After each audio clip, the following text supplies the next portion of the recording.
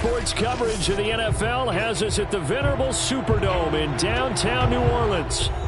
The setting in this dome just serves to amplify the excitement of the folks in New Orleans as their Saints burst from the tunnel a moment ago. They're set, and we're set as well as the Saints get ready to do battle with the Cleveland Browns. Here comes the Browns offense back onto the field.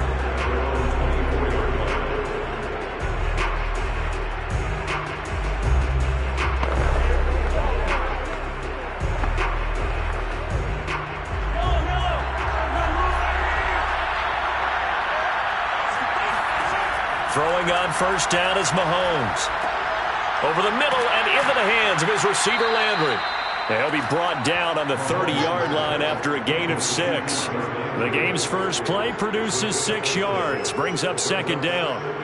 Fired that one in there, able to make connection on a nice in route. With those faster passes when they're going that fast, any hesitation as a quarterback that the deflection, if you miss, might be bigger and lead to an interception? Yeah, and the deflection works both ways. Maybe a defender gets a hand in the way and it pops in the air. And sometimes you throw it so hard your receiver can't handle it, and he pops it up in the air for the defenders to grab as well. But a moot point there as they were able to connect. It's a gain of 13 for number 13, and it gives them a first down. And unfortunately, in 2020, Odell Beckham tore his ACL in Week 7. The Browns still made the playoffs. But, boy, if they had him around, they're thinking about a much deeper run. A good grab there. And this play will be blown up. He'll lose yardage back at the 38. That's Demario Davis navigating his way into the backfield for a tackle for loss. Nice play right there to stop him behind the line, but I want to see how this defense continues to play him here in the first half. Yeah, we know. You know better than I. He has the ability to take over a game, so what do you do? Yeah, I think you have to make sure that you bottle him in at varying levels, because if you crowd everyone to the line of scrimmage, if he breaks through, it's nothing but room to run. A second down pass play there, but it's incomplete. The Pro Bowler Odell Beckham, the intended receiver, and it's third down.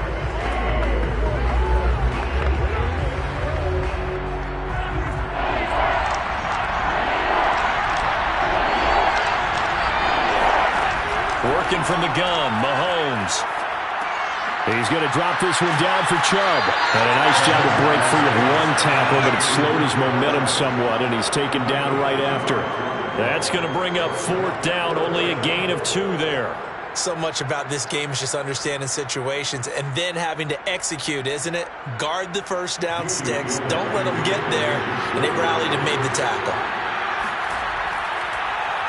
And here's Gillen on now to punt as he gets this one away.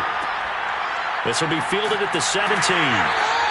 It's a 40-yard punt, 6 yards on the return. And the Saints will take over with a first down and 10.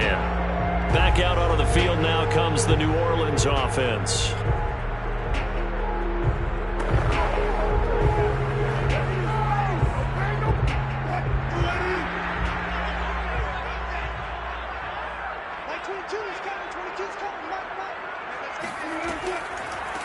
They'll run it for the first time with Alvin Kamara. And if there was a lane there, it closed up quickly as he stopped for no gain. Second down. Malik Jackson there to make the stop. Early down stuffs to put this offense in precarious position. We know that securing the point of attack, especially against the big-bodied guys in the middle of this D, has got to be priority 1. So after the run for no gain, here's second and 10.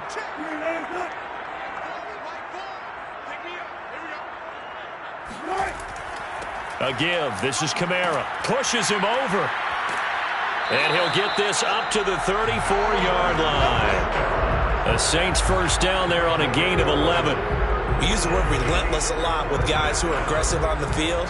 In this case, it really fits, doesn't it? How about his ability to break tackles and his feet never stop moving? So after the run by Kamara, now another first and 10. From the shotgun now, here's an inside give. And able to get this one across the 45 before he's brought down.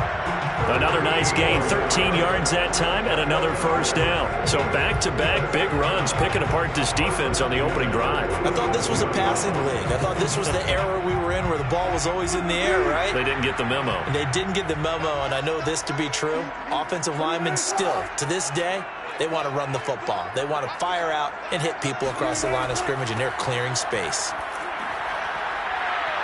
And shutting him off, now open field. And he is tackled inside the 40, not quite to the 35.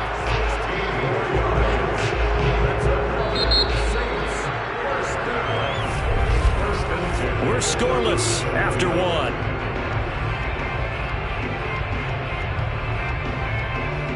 Ready for the second quarter from New Orleans. It's the Saints in possession. So a 1st and 10 upcoming from Browns territory now at the 37-yard line. Kamara trying the right side. Nothing doing. Barely able to muster a yard to hit the 35. This drive is pretty clear. Almost feels like old school fundamentals, doesn't it? Want to impose their will on the defense. Was that 5 straight runs? Yeah, 5 straight carries to start this drive. And like you said, the way it's working, they may just stick with it. On 2nd and 9, Wilson.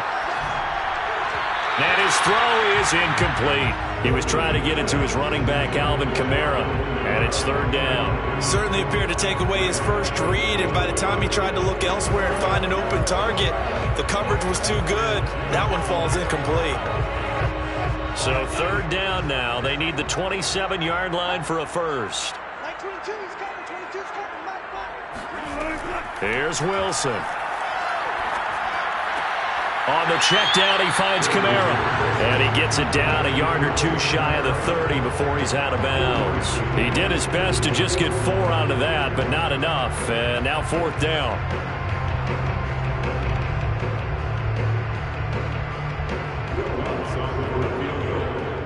A 48-yard attempt.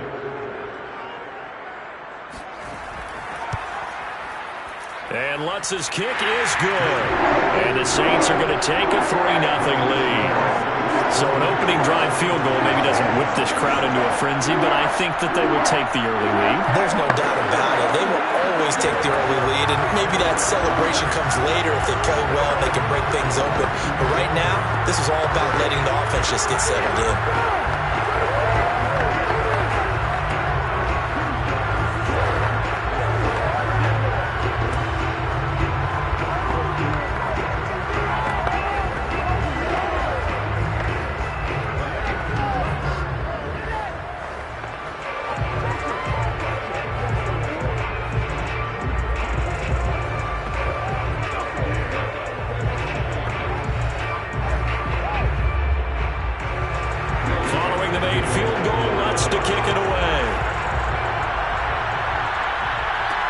Tyreek Hill set to return it.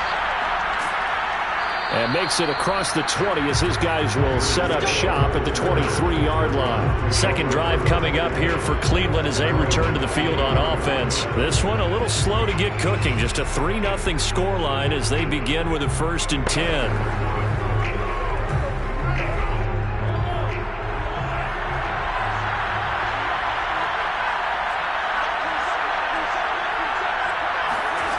Mahomes now to throw. That one caught by Tyreek Hill. And he's able to get this one up to his 30 before he's out of bounds. 7 yards the pickup there. Let's make this one simple. What a catch, especially the finishing part of getting his feet in bounds, toe tapping, and of course, foot dragging. A little tapestry, if you will. Oh, I like it. They go with Chubb on 2nd down. Room here to run. And he'll be taken down, but not before they work it across midfield. 23 yards on the pickup there and a first. That outside handoff to the left, that play has to warm the heart of an offensive line coach because they controlled the left side where they were supposed to, but they didn't allow anything to leak from the backside on the right side of the offensive line either. Well played. Yeah, and it created a big run. And a dangerous throw there, incomplete. He threw that into coverage. It was nearly intercepted. Defensively, Charles, they continue to really limit this offense as far as yardage goes. Yeah, you're exactly right. They've been assignment sound, staying in their lanes, keeping proper leverage, and communicating well, too. An incomplete pass on 1st down. That leads to a 2nd and 10. From the gun, it's Mahomes. And it's hauled in by Austin Hooper. And this is going to be another first down as the tackle's made at the Saints' 29-yard line. Big yardage there for the Browns, 18. First down, Cleveland.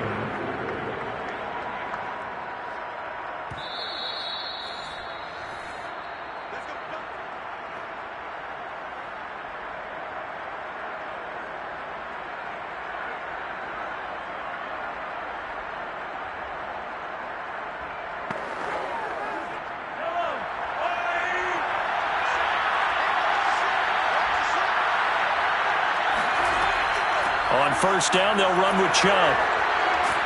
And inside the 20 before he's brought down. Another nice gain. That's now 30 yards between those last two plays. For a lot of guys playing this game, there's no better feeling than running right through a tackle. He's able to lower his center of gravity and churn his legs for a really nice pickup. So from the 17 now, here's a 1st and 10. Operating from the red zone now, Mahomes. Looking end zone, but it's incomplete. He was looking to get it to Jarvis Landry that time, but it'll be second down. A missed opportunity for an interception would have killed off a drive. He had a chance there to finish things off, didn't get it done. I guess that's why a lot of those guys do not play offense. So they'll come up after the incompletion for second down. Looking to throw is Mahomes.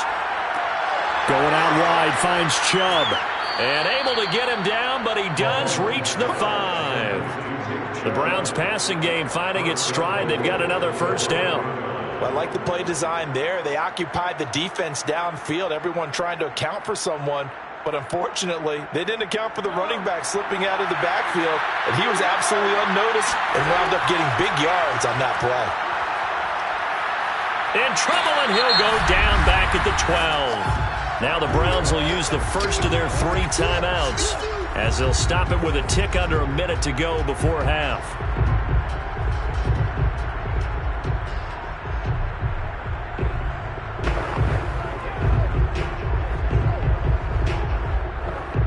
They'll try again on 2nd and goal after going backwards to the 12. Another try after the first down sack. Mahomes. And an incomplete pass. That'll stop the clock here with just under a minute to play in half number 1. Anytime a ball's thrown in the middle of the field and it's popped up in the air, I expect someone to catch. Doesn't matter whether it's offense or defense, because there's usually a great amount of bodies in that part of the field. In this case, no one came up with it. Here's Mahomes, 3rd and goal. Eluding the pressure, and this is caught. For the moment, it's a touchdown, but multiple flags down, so let's sort this out. Would have put him in the lead, but hold that thought. Yeah, the celebration had to stop, didn't it? Because now you're on a real uptick. You're in the lead. Instead, you're still behind. Have to find a way to regroup. Justin Tucker. Tucker's kick is good, and that will tie things up as we head toward halftime. They had it 1st and goal, 3 attempts, couldn't get it in, so they settle for 3. Yeah, the field tends to shrink a little bit the closer you get to the goal line, doesn't it? It doesn't sound right. It sounds a little counterintuitive, but you run out of space to run the deep routes, so they can just sit on the shorter stuff if you're going to throw it. If you want to run it, there's just not as much space. They end up having to take 3 there.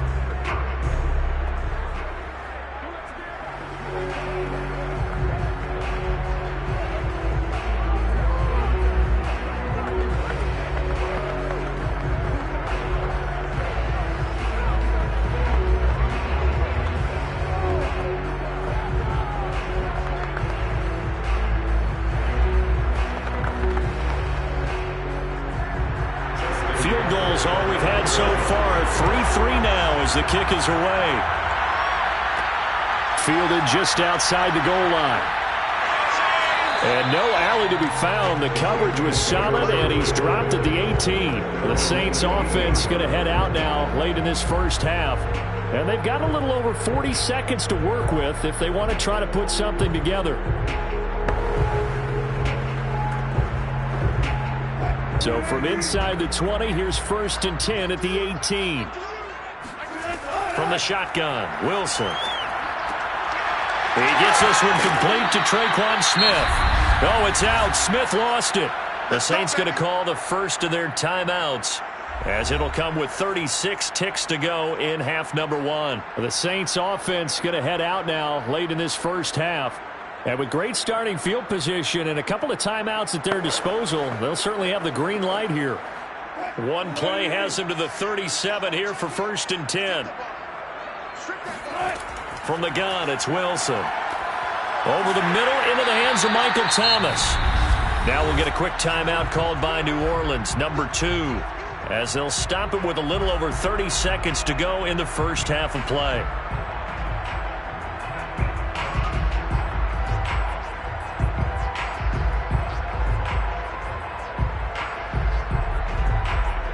Ahead of the chains now, 2nd and 2.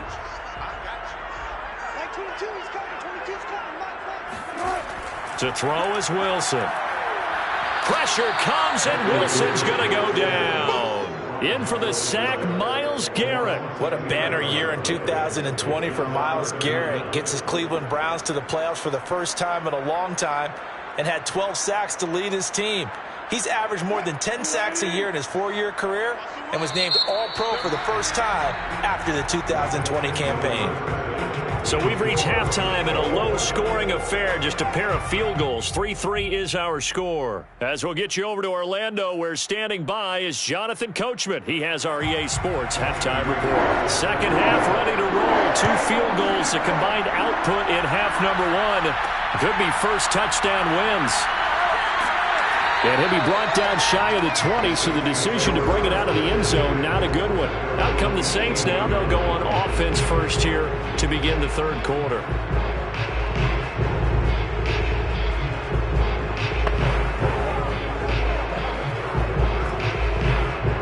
So from inside the 20, here's 1st and 10 at the 18. Now it's Wilson. And his throw here is incomplete. Tre'Quan Smith, the intended receiver. And that'll bring up 2nd down. Right now, the story of this game continuing to be the defenses, because the offenses, they're finding it difficult to establish any rhythm whatsoever. I like how you come to us in praise of defense, Brandon, because that's exactly right. That was an incompletion forced there, but we've seen it throughout this game. Both of these defense coordinators, they're a step ahead of their offensive counterparts. And he's going to get this one across the 30-yard line. That his first catch so far. They've held him under wraps, but he's got a first down there. And the Saints not only missing Drew Brees from last year, they also lost their top tight end, Jared Cook, to the Chargers. So tight end, it's a position in flux, but that's a nice grab there to pick up the first down. Throwing now, Wilson on first down. Looking right sideline, but it's incomplete. It certainly didn't appear that that's where he wanted to go with the ball initially, so he tried to get something out of it by dumping it off to his running back unsuccessfully.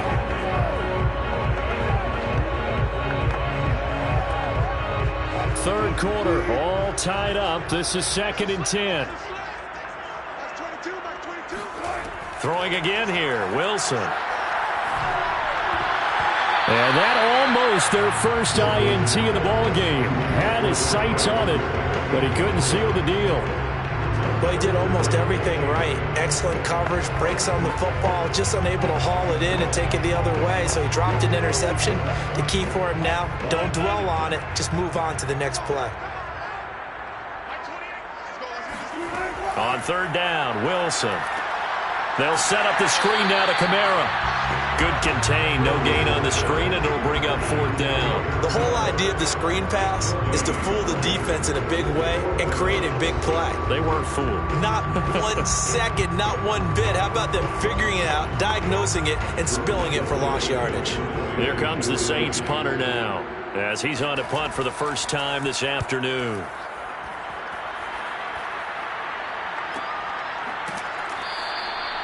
So a change of possession here on the punt. And the Browns will take over 1st and 10. Here's the Browns now. They get set for their first possession of the third quarter.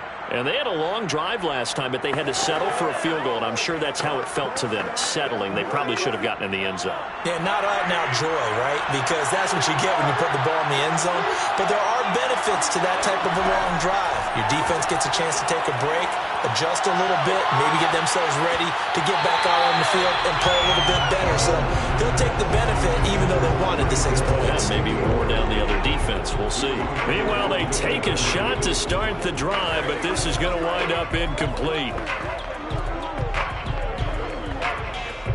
Glad to be in the great city of New Orleans, rolling along here in the third quarter, 2nd and 10. Now here's Mahomes. That is incomplete. Nick Chubb, the intended receiver, and it's third down. They have to like what they've done defensively here at the outset of this drive. They forced a couple of incomplete passes, bring up a 3rd and 10. Don't be surprised to bring a little pressure on this snap. Now they face a 3rd and 10 after back-to-back incompletions. Mahomes going to throw. And going deep for Hill. And unable to connect. Incomplete. I'll give them credit. They took their shot, but it's going to bring up 4th down. There is something to a game plan with trying to keep a defense honest. With a guy with that type of speed, you do so. Send him deep. Try and throw some air under it and hope you connect downfield. On that play, they were unsuccessful. And the punt team on now as this one's sent away. It's a 42-yard punt. They keep him to just a yard on the return. And out will come the offense as they take over. The New Orleans offense set to take over. And our game's hit a little bit of a lull here, a little bit of a snag. Punts on back-to-back drives. And old-school coaches don't necessarily mind that. Didn't turn it over, right? Didn't create a big play for the other team. Right now what you're looking for is can you gain an advantage in field position? And that's what both teams are seeking right now. Yeah, they'll be seeking to gain that advantage here on this drive. And they get him down, but not before he takes it across the 40-yard line. A gain of 11 to kick off the drive, and it's a quick first down.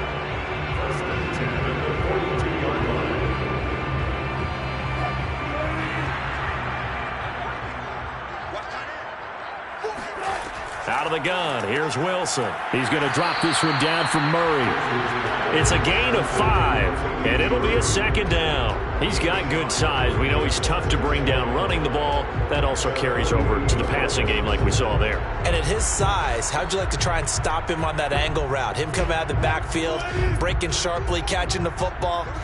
It's going to take a lot more than one guy most likely to bring him down. That was a nice game.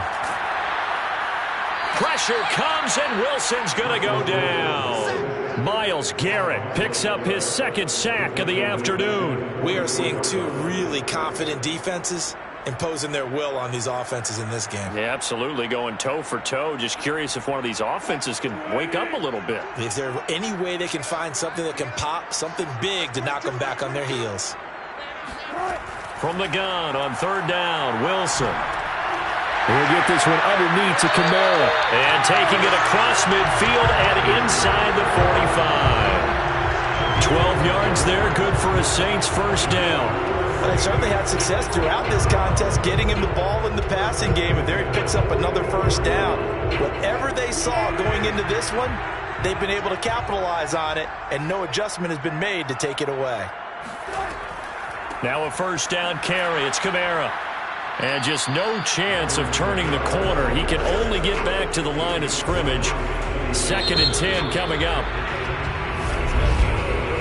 3 quarters have come and gone. We'll return with more after this. This is the NFL, and it's on EA Sports. Back now here live in New Orleans. It's been a tight, low-scoring affair thus far. 3-3 is our score heading into the 4th. 2nd down, and it's Kamara again. They do get a couple, but they'll be left staring at a 3rd and 8 coming up.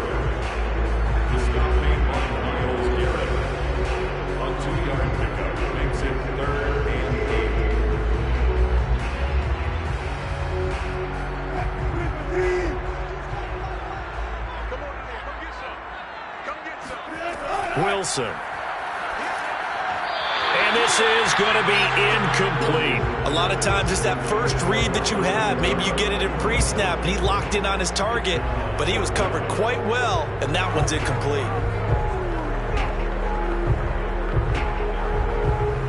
Here comes the Saints punter now, as he'll kick it away for the second time. And now a low liner. I think he mishit it. And no return possible here as they angle this one out of bounds. Well, the football going back over now to the Cleveland Browns. Excellent job by their defense to force the punt and provide them with this opportunity, all tied in the fourth quarter.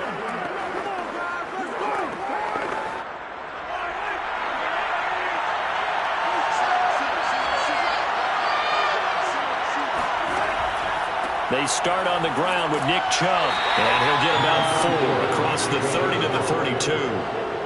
End result of that one, a nice 4-yard gain, so you can use that to set up your play-action game, or you can come right back and continue to run the football because as an offensive play caller, you're on schedule and feeling pretty good about your next couple of calls. And again, it's Chubb. And takes this one across the 35 to the 36, a gain of about 4. Oftentimes we praise an offense for their variety of being able to hit people with the run in the pass, but in this game, how about what we're seeing from the safeties? They are all over the field. Doesn't matter if they threw it or if they're trying to run it. I don't think we've ever awarded an MVU, most valuable unit, but you're right, it might go to them in this game. I like that, MVU. Well done. They'll run for it. Here's Chubb. And getting this just shy of midfield, they'll spot it at the 49. 51 yards rushing for him now in the ball game. A gain of 13 yards. And the Browns first down.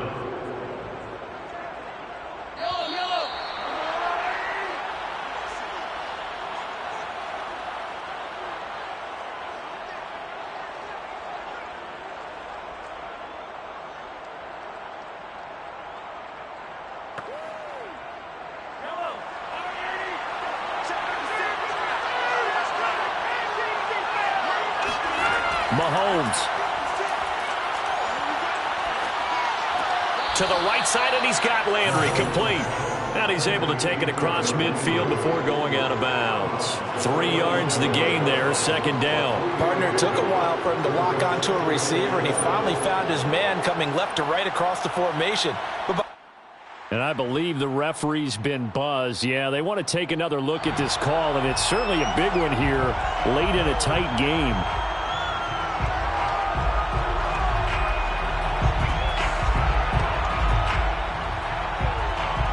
So the officials and the folks in New York got a second look at this way, and the call is going to be overturned. 2nd and 7.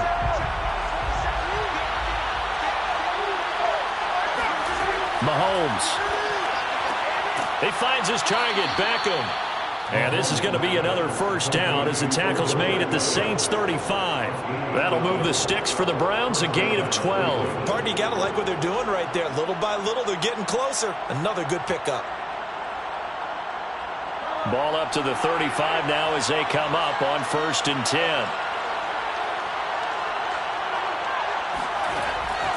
Now they return to the ground game. Chubb. And a short gain down to about the 33. The Saints going to call the first of their timeouts as they'll talk things over prior to this upcoming second down play.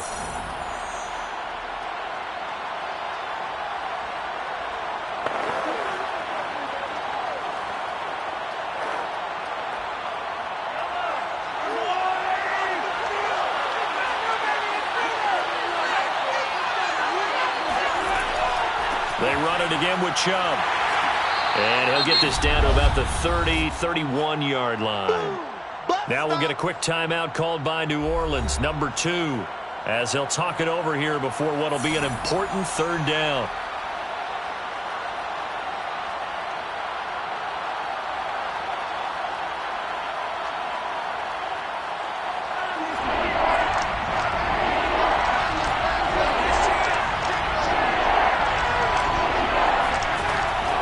From the gun, it's a give to Chubb.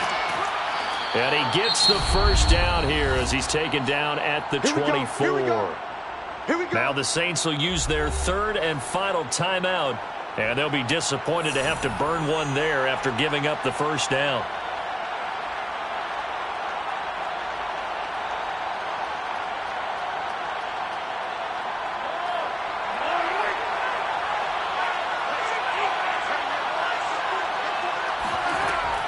They give the Chubb out of the gun. He's got the first down inside the 10. And finally wrestled down at the 8-yard line. Mark that as a gain of 16 to set him up first and goal. Probably had 60,000 thinking pass right there, including us in the booth. Yeah, no doubt about it. That was a big call, big guts on that one. And guess what? That run, it'll pay dividends. A game-winning field goal would be a chip shot from here. Let's see how they play it on first and goal. They'll run with Chubb. And he'll be stopped just outside the 5 at the 6. It's a gain of a couple, and it'll be second and goal. Now, what's the thinking here? Because a touchdown would be nice, but you've ensured yourself a chance at 3 in the lead, so how worried are you about the 6? You're not very worried about if you're confident in your kicker. And if you got a kicker who can put it through the post, you feel really good about trying to bleed that clock down. In an ideal scenario, your kicker puts it through the post as the clock hits zeros.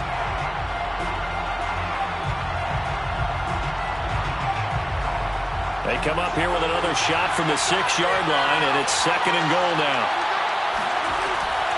They'll try the draw now with Chubb. Absolutely nobody fooled there. He's going nowhere fast as he's stopped behind the line of scrimmage.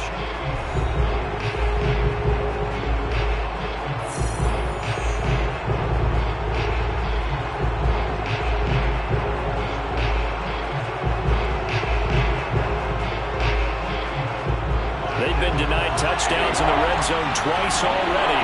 Here comes third and goal. Handoff comes to Chubb. And he'll be brought down right on the edge of the goal line at about the 1-yard line. A gain of 7 might change the thought process here as they have some options on fourth and goal.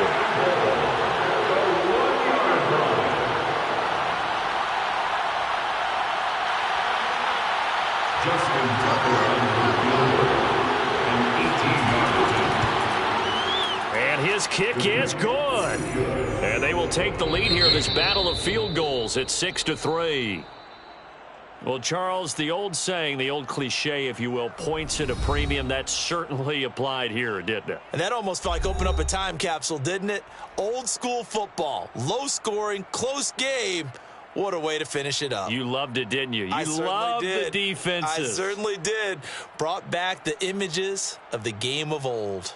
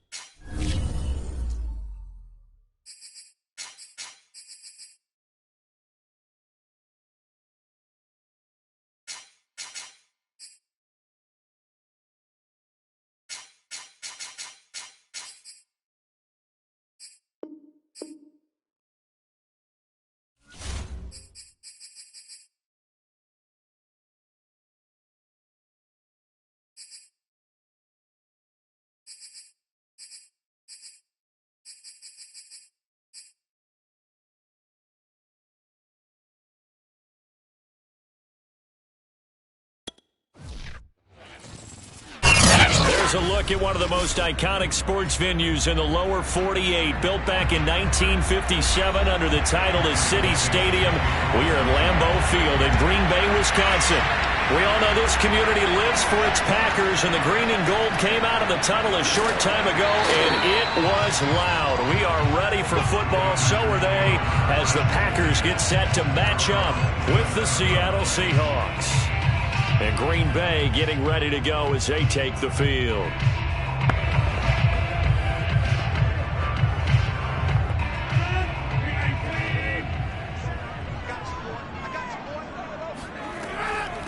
Now the man from UTEP, this is Aaron Jones. And he'll push his way forward to about the 32. 5 yards on the game's first play, second down. That's a really nice, tough run inside, and they gained 5 yards on it. And to be frank about it, most offenses don't expect to get 5 yards on a play call like that. So when they do, they go back to their huddle with a little pep in their steps. They're starting to think that they're starting to dominate the line of scrimmage. Now this one to his tight end out on the right side. And he gets this up across the 35 before he's out of bounds. And Brandon, as you know, sometimes it's a lot tougher to run with these tight ends nowadays in the NFL. They're just bigger wide receivers. He lined up on the left side of the formation, ran a drag route across the field, and tried to work his way open. He was able to make the catch, but the defenders were there, couldn't do a whole lot with it afterwards. They'll try and run for it with Jones. And he will have a first down as they get him to the ground at the 37. Defense had a chance to get off the field here in the opening drive, couldn't do it. I know that we go into these meetings with coaches, and sometimes maybe we can get, a little bit numb because they're always going to talk about how important third down is, aren't they? Offense and defense. In this case, one capitalized, and the other, as you said, had a chance to get off the field and didn't get it done. Adams hauling it in from Rodgers. And out of bounds on the other side of midfield at the 45. A little too much extracurricular there. When you have a game with a lot of contact, tensions are going to run pretty high. You're going to be emotional, but you have to harness it somehow, and he didn't on that play.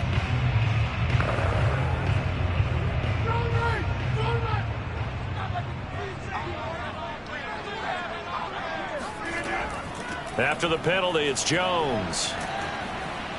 And he'll take this inside the 30 to about the 29, maybe the 28-yard line. Tackle coming from the safety, Trey Flowers. They went right back to him, but he pretty much had nowhere to go on that play. Yeah, the previous carry looked pretty good. That one, maybe he was a little tired. I don't know. Yeah, maybe he should have tapped out and had a second back come in and maybe make that run. Who knows? On second down, it's Jones trying to run inside, but nothing there. No gain on the play, and it's going to bring up a third down. Offensive line really didn't give him any room to maneuver on that play. Things closed pretty quickly, didn't they? And how about the wrap-up at the end of that tackle? Left no doubt there would be no additional yardage to be found.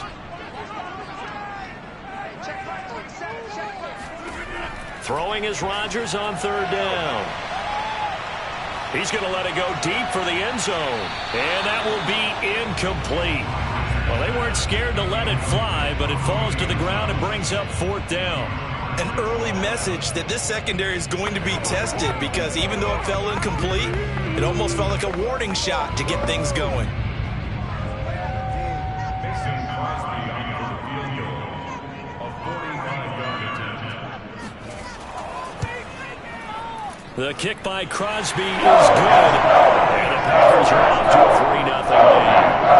Weather like this, always treacherous for kickers. A good sign early, though, as he's able to put that one through. And you remember him right before the kick stomping around his area to make sure that things were going to hold for his plant foot, and it did.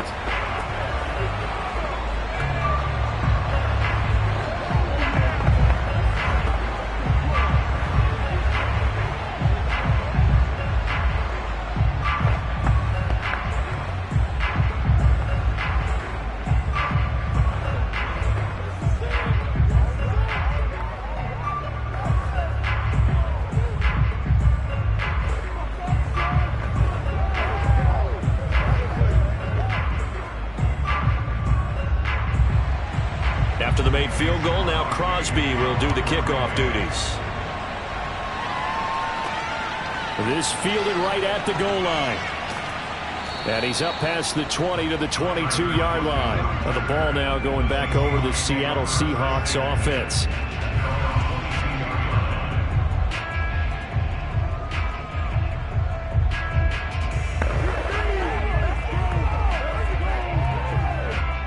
Wilson and the Seahawks take over now, 1st and 10 at their own 22. Now it's Wilson. And this is caught. First catch for Keenan Allen. And he's brought down after a very nice gain. 28 yards the gain there on the catch and run. Well, that was a fun one to watch right there. A nice in-breaking route and plenty of room in the middle of the field. And he was able to get behind the linebackers and grab the completion for a really good pickup. The clock running here. Under a minute to go now in the first quarter of a 3-0 game. That's caught by his tight end, Gerald Everett. And he'll go down inside the 45 before going out of bounds.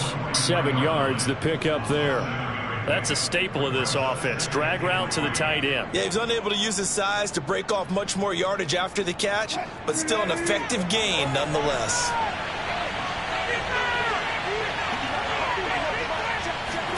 Throwing again on 2nd down. Wilson. They set up the screen for Henry. And he'll lose yardage here. Back at the 47. That 2nd down play nets a -4. Well, Brandon, we could see that play developing, and they were hoping that he was going to be able to put a move on the first guy and turn it into a big play. But no such luck. The speed on defense continues to get better and better in the NFL. Pretty nice example there of those guys being able to run from their assignments and finish off that play.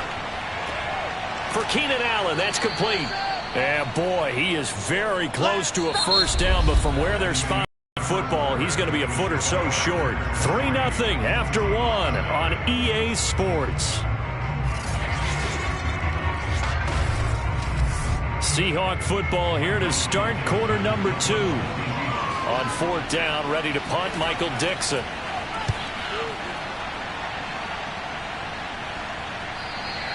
And that is much too long. That's into the end zone for a touchback.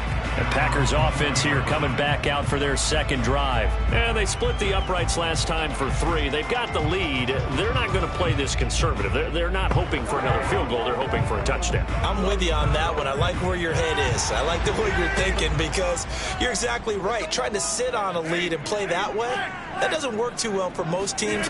Run your offense. Yeah, run what you do best. Exactly. Put it all the way down and try to increase your lead in a big way. And the best way to do it, touchdowns.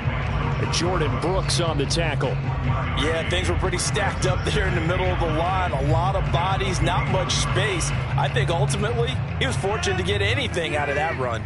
2nd and 9 now from the 21. Working from the gun. Rodgers. Complete to the tight end, Kittle, over the middle of the field. And he's got it past the 30 before he's hit and dropped. Second catch for him today, and it'll wind up a first down. And that's a more than acceptable read right there because it's zone coverage, so timing is everything. This time he waits for his man to come open, puts it right on him, and they pick up a first down. On 1st and 10, here's Rodgers. This one swung out here to Jones. Give him 6 on the play, and it'll make it a 2nd down. Just about every quarterback is trained to really look downfield first before you come back and make a nice, safe throw. And in this case, that's exactly what he did. Found his running back, let him create some space, and it turned out to be a nice play for the offense. Looking to throw again on 2nd down. Rodgers, his throw incomplete. George Kittle, the receiver that he was looking for. And it's 3rd and 4. I think he could have scanned downfield forever, but there wasn't anything available. Ends up throwing an incompletion, and I think he'll take that. Now they face a 3rd down and 4 after that incompletion on 2nd down. Shotgun now for Rodgers. And able to haul it in is Kittle. And he's going to have the Packers first down by about a yard. It's a gain of 5 on 3rd and 4. Give them the 3rd down conversion, 5 yards on the play. So 2 first downs, and that moves the ball to the 42 now, 1st and 10. Again, they'll throw with Rodgers. And Rodgers is going to go down. He's sacked. Khalil Mack in there to take him down on what will take us to the 2-minute warning.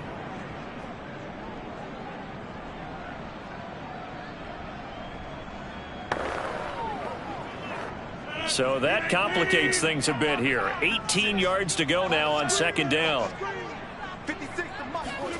Another try after the first down sack. Rodgers. Not a big window to throw. Coverage wasn't too bad there. Yeah, they had him under wraps pretty well, but somehow able to muscle his way open and catch the ball.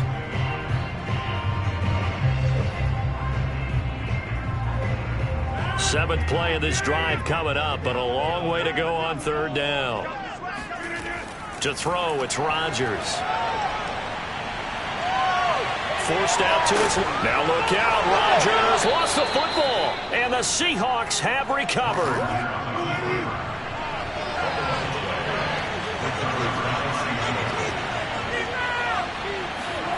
Following the fumble recovery, it's Wilson. And past the 35, he'll be dropped a yard or two shy of the 30. It's a gain of 12, first down Seahawks. And that guy just keeps getting better, and I'm talking about Tyler Lockett, who just made that nice catch there for a first down. Now in his 7th season with Seattle, last year may have been his finest yet. And even 100 catches, many of them of the spectacular variety. Paired with DK Metcalf, a heck of a dynamic duo for the Seahawks. Now the Seahawks going to use the first of their timeouts as they get the stoppage with a little over 50 seconds to go in the first half.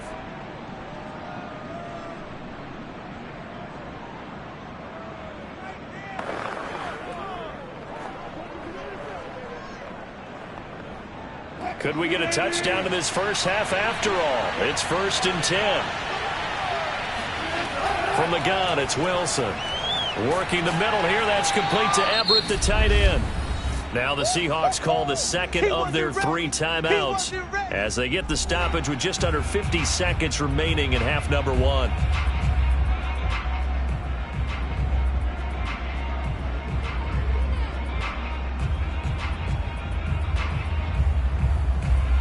Second and 2.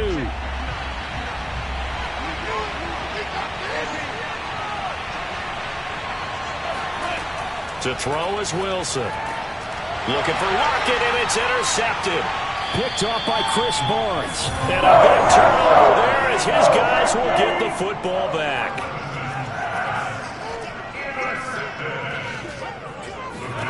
So after the INT, it's Rodgers. And it's incomplete. Boy, he doesn't drop many like that one. Second down.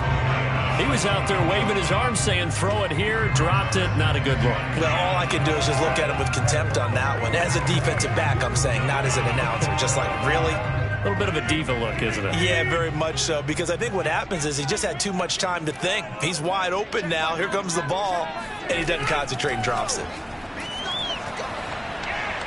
They try to throw on second down, but this one is incomplete. He was looking for his running back, Aaron Jones, that time. And it's third down. Certainly looked like maybe his 3rd or his 4th read on his progression. Just trying to find his outlet man that time. Ends up leading him just a bit too much.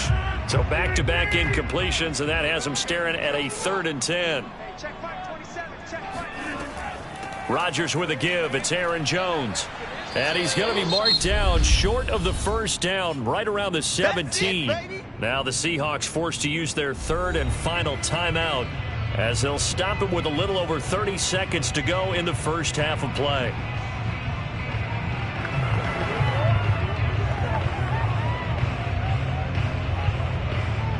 On 4th down, J.K. Scott ready to punt it away. Back deep for the Seahawks, Tyler Lockett.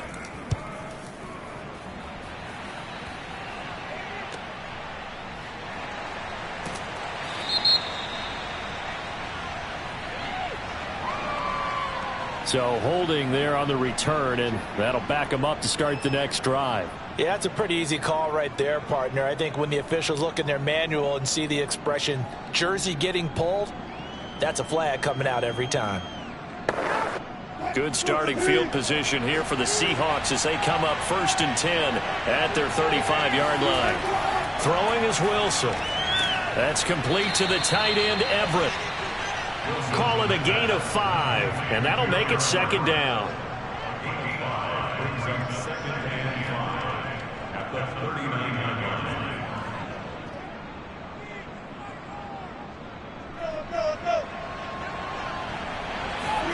Final play of the half. It's Wilson. He finds his target, Allen. And they've got it well across midfield down to the 40 before it's all said and done. So we're at halftime here at Lambeau with the Packers taking the lead to the break. As we send you down to Orlando where Jonathan Coachman has our EA Sports halftime report. Coach, Tyler Lockett now with a return. And he'll be stopped up at the 25. And the Bucs ready to go here to begin the third quarter. And maybe time for this offense to really hit the reset button. They were shut out in the first half, but still, they're right in this game. They certainly are. What I like about it is that you actually continue to play. You know, you just find a way to make a few plays yourself, and you noted it. Right there on the border in this game, they're not that far off. Just got to find a play or two, and they could be very happy at that point. Yeah, first down run with Henry that time as he maneuvers forward for about 4 yards. I'd say they've got to find a way to get him going. He's such a big part of their offense. I wonder if they might throw it a little and come back to the run. Anything, because you're right. He's pretty much been completely neutralized. Following the pickup of 4, here's 2nd and 6.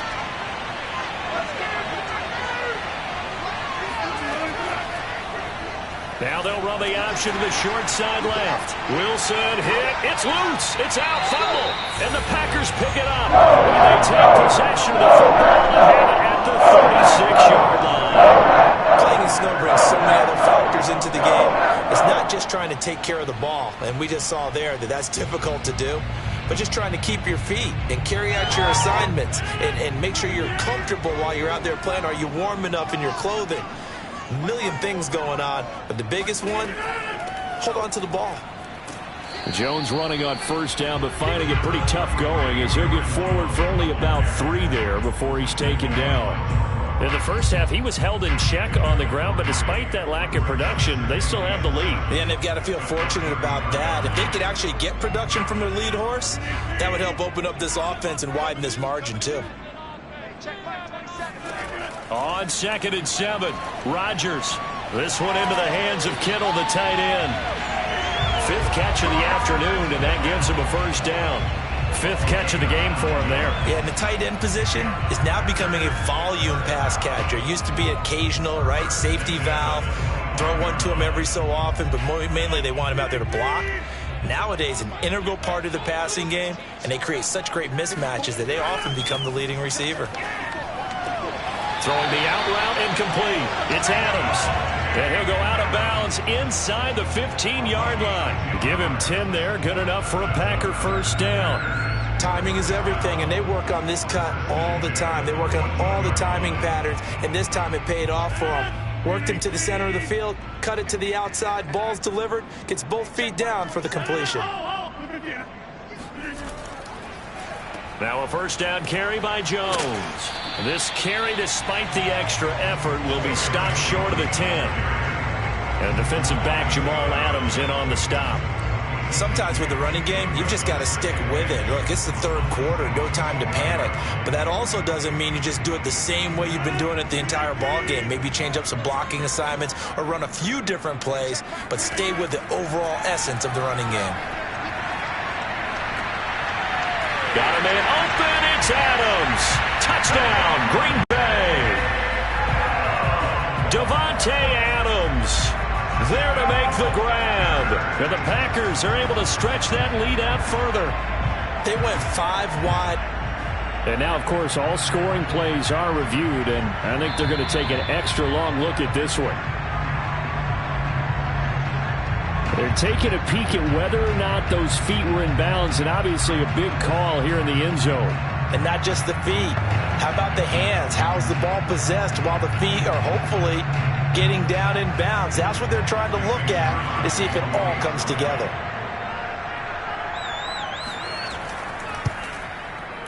The point after, no gimme in the snow, but it's up and good. And the lead grows to 10-0.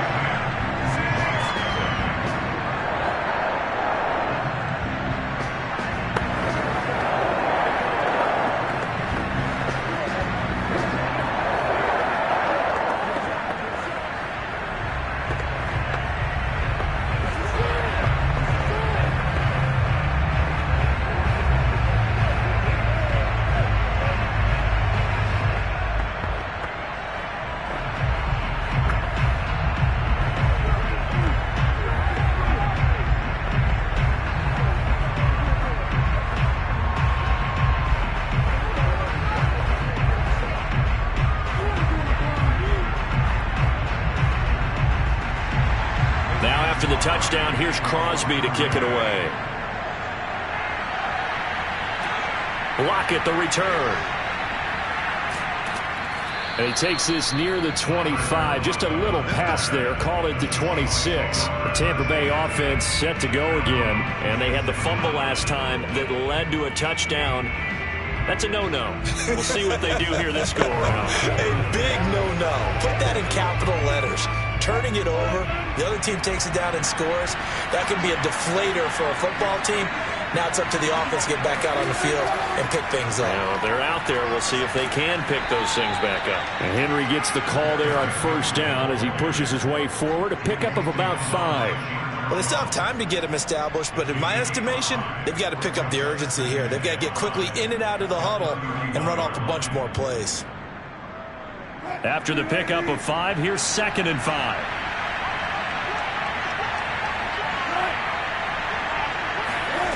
Now Wilson. And that'll be incomplete. Took a pretty good shot as he tried to pull that one in. Couldn't hang on, 3rd down. When you run in the slant, timing is everything, and against that man coverage, there was no space available, and incompletion as a result. This offense in desperate need of a conversion as they come up on 3rd down. There's Wilson. And he's caught on the sideline, but he's not going to have a first down. They say he was out of bounds, so a big call there that brings up 4th. A deep ball down that right sideline, and he made sure that he put it where either his guy was going to catch it or no one was. Now here's Michael Dixon as he's on to punt for Seattle.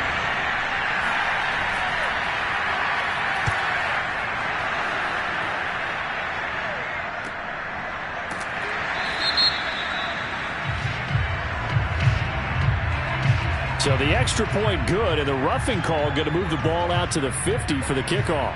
And I think this is a good chance to pin them deep if you can land the kickoff inside the 5-yard line or so. Gain some field position for your defense.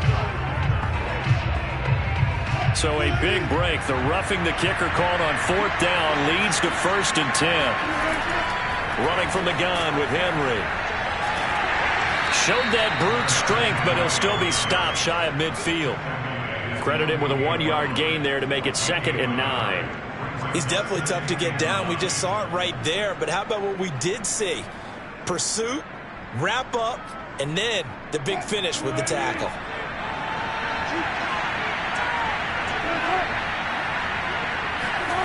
On 2nd and 9, Wilson. And his pass incomplete. You know they wanted, you know they expected. They needed him to be sharp coming out after the half. Unfortunately, he's missed his first 3 throws. I wonder if he got out late and missed his warm-up time. The whole team did come out a little bit later than usual. I don't know, maybe there's something to that. Must have been a heck of a halftime speech. Maybe just trying to rally the troops back from this deficit. On 3rd down, Wilson. That's going to be complete to his tight end, Everett. And he is going to have a Seahawks first down as they're able to get the 3rd down conversion. We have played 3 quarters. You are watching the NFL on EA Sports. Back now at Lambeau. It's the Seahawks with possession of the football, but they do trail here to begin quarter number 4. They'll throw on first down with Wilson. They'll find Everett there, complete. And he gets it all the way down inside the 10 and mark him at the 5. A very solid gain of 27. Even though this offense doesn't have a single point to its name, they're not totally out of this game yet. A touchdown here, they could be in business. And how about that last play? Now they've got momentum going. So, you know, I'm a big advocate. Get back on the line of scrimmage. Throw another play at them while you've got them rocked on their heels. And not a whole lot there. He does get a couple, taking it from the 5 down to the 3. What a game this defense continues to play, huh? Yeah, they've been aggressive from the first snap, and they've controlled this ball game. But right now, if you're on the other side of the ball, you've got to match that aggressiveness. No points so far in this game. Moving the football, got to be that way to go against them and try and get some points on the board. And I'm curious on the defensive side if they stay aggressive, because you know they want end zone caught. Touchdown, Seattle. Keenan Allen There to make the grab. And the Seahawks have made it a one-score game again here in the fourth. That's why you've got your star out there. Throw the ball to him. They did. That's simply saying we don't care what coverage you put out there. He's so good. We're going there with the football anyway, and there's not a thing you can do about it. Inside the red zone, they go to him. He gets it done. Extra point up and through by Myers. And now things get a bit more interesting here in this fourth quarter.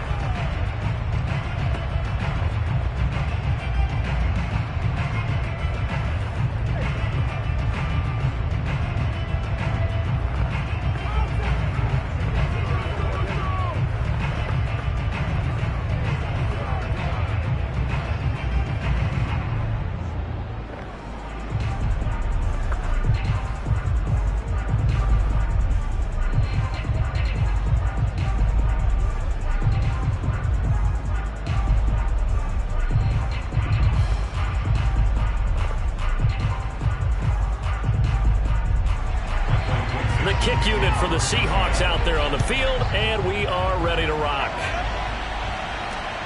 Taken at the goal line.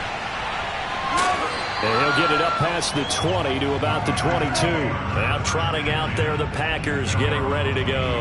After the touchdown we just saw, we have a brand new ball game. And now look at the situation. You got plenty of time on the clock. Defensively, they have 3 timeouts. So do you run the football here or do you throw it? I think you have that full conversation with your offensive unit, and you tell them, here's the situation.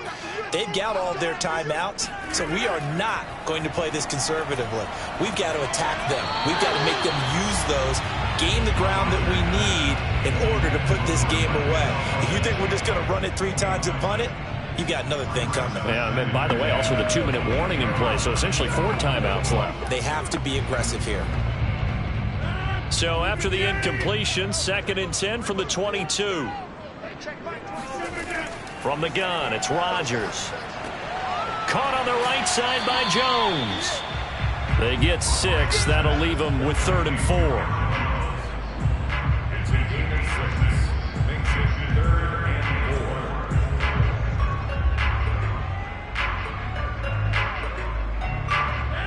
And they'll try to squeeze in one more play here before the 2-minute warning.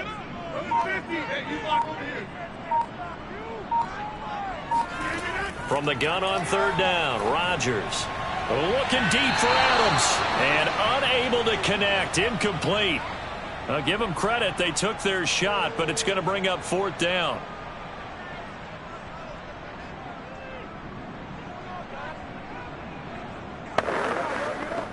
Here's J.K. Scott now as he's on to punt for Green Bay.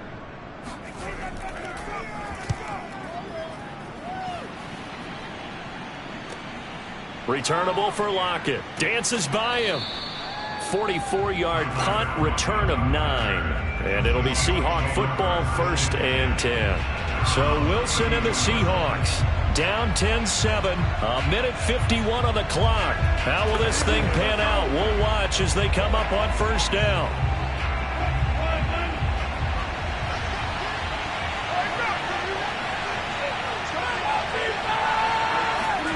Throwing now is Wilson.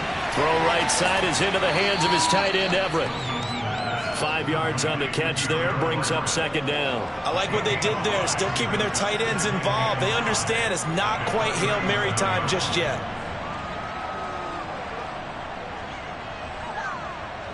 The clock still runs. We're at 90 seconds now. Wilson to throw. That's complete to DK Metcalf. And he'll be taken down, but not before he gets into enemy territory. Wilson to Metcalf that time. 1st down, Seattle. That's exactly what they were looking for. If they get another gain like right there in field goal range. And the tension building. 1st down now, but that clock rolling. Here's Wilson. This will go to Henry out wide. Takes this to the 45. Not much space after that broken tackle. 3 yards the gain there, 2nd down. Gosh, given the time in the short game, would he have been better off just dropping that? Yeah, when you look at the clock, you think so. But it's hard to get a receiver to drop a football. They're trained to catch everything. Counting down to 30 seconds remaining. Now Wilson. And his throw's going to be incomplete. The former first-round pick Marlon Humphrey there to get a hand on it. Well, these corners, I tell you, they've done excellent work all game long. They remind me of guys in the past who just said, hey, throw it out here 100 times, nothing good is going to happen. And if you throw it in the wrong place, I'll take it the other way. He's back to throw. He's going to let it go end zone for Allen. And this is caught. Touchdown. And they've taken the lead here in the final minute. There it is, partner. You see it. Four fingers. What does that mean? Fingers. That signifies the fourth quarter's here. That's right. Who's going to dominate? Usually both teams are holding them up. We own the fourth quarter, what we found out so far. 2 touchdowns here, and now they've taken the lead. Yeah, second one putting them in front.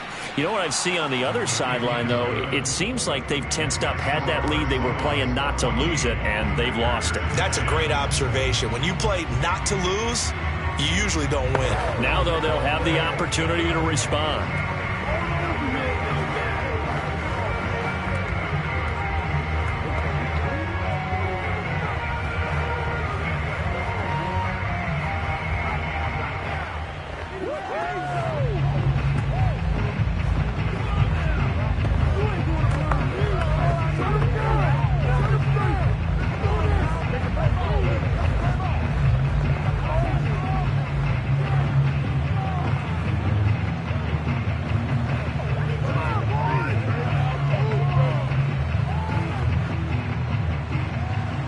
The kick unit for the Seahawks out there on the field, and we are ready to rock. On the return, Williams. And he will make it to the 20-yard line and no further. The Green Bay offense ready to take over. And a tight game after punting last time. See if they can get something going on this drive. As they head to the field now, with the game this close, you've got to feel there's a sense of urgency for them going on offense right now. But they have to do it without letting panic creep in and affect their play. Now Rodgers. Now a desperation throw deep downfield. And this is incomplete. Oh, he looked like he had a pretty good line on that one. That would have been a big play, but he could not pull it in. That would have been a tough catch, but in this 2-minute drill, those are the ones you really hope your guys come up with. Yeah, you don't want your guy to be able to take the out because it was a tough catch. You needed him to come up with that one, because if he does, it alters the perspective of this 2-minute drill, doesn't it? He's going to let it fly. And this is dropped. Oh, it's incomplete. He had a big gainer in his sights, but he could not reel it in. Well, Charles, this one's going to be hard.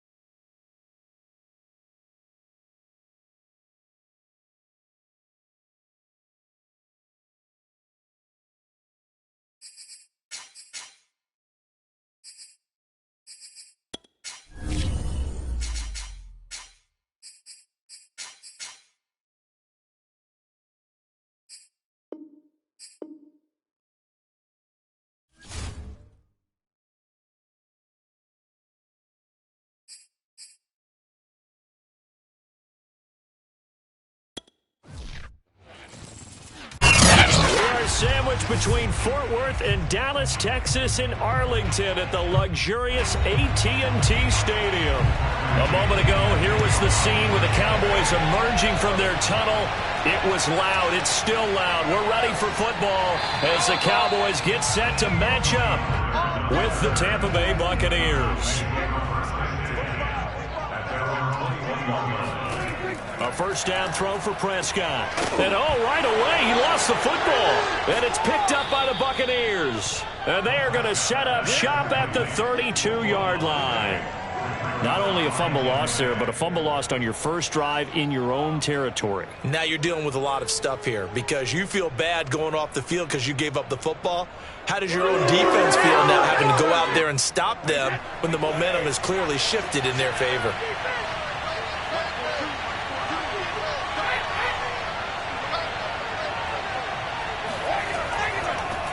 Now the first carry for Dalvin Cook. And he'll go down at the 26 following a gain of 6. All right, Brandon, I know we're in the early going here, but those kind of runs, they're going to open up a world of opportunities for this offense going forward. 4 yards remain for second down. They run the counter with Cook. He juked him, and inside the 20 before he's brought down. 10 yards there and a Buccaneer first down. And that's why Dalvin Cook is the Minnesota Vikings featured back. You put the ball in his hands, good things happen. Second in the NFL last year in rushing with 1,557 yards, and that's now back-to-back 1,000-yard seasons with 30 combined total touchdowns. What a player is Dalvin Cook. On first down, Brady over the middle to Evans. A gain of 6 there on first.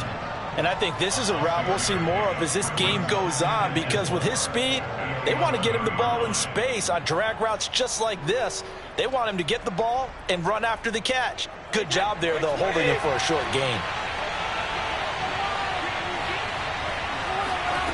To throw again on second down, Brady. That's caught by Waller out left side. Touchdown!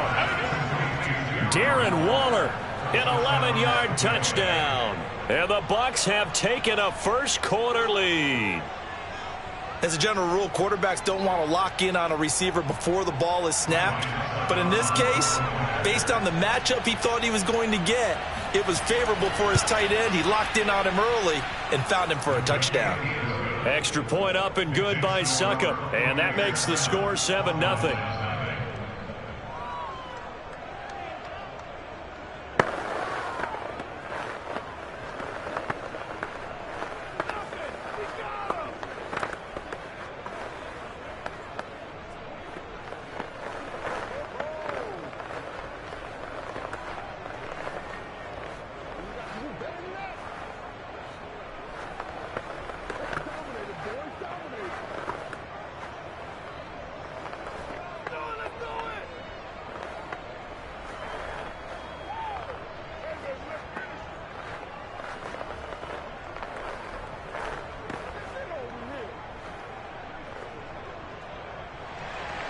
And following the touchdown now, it's Bradley Pinion on to kick this one away.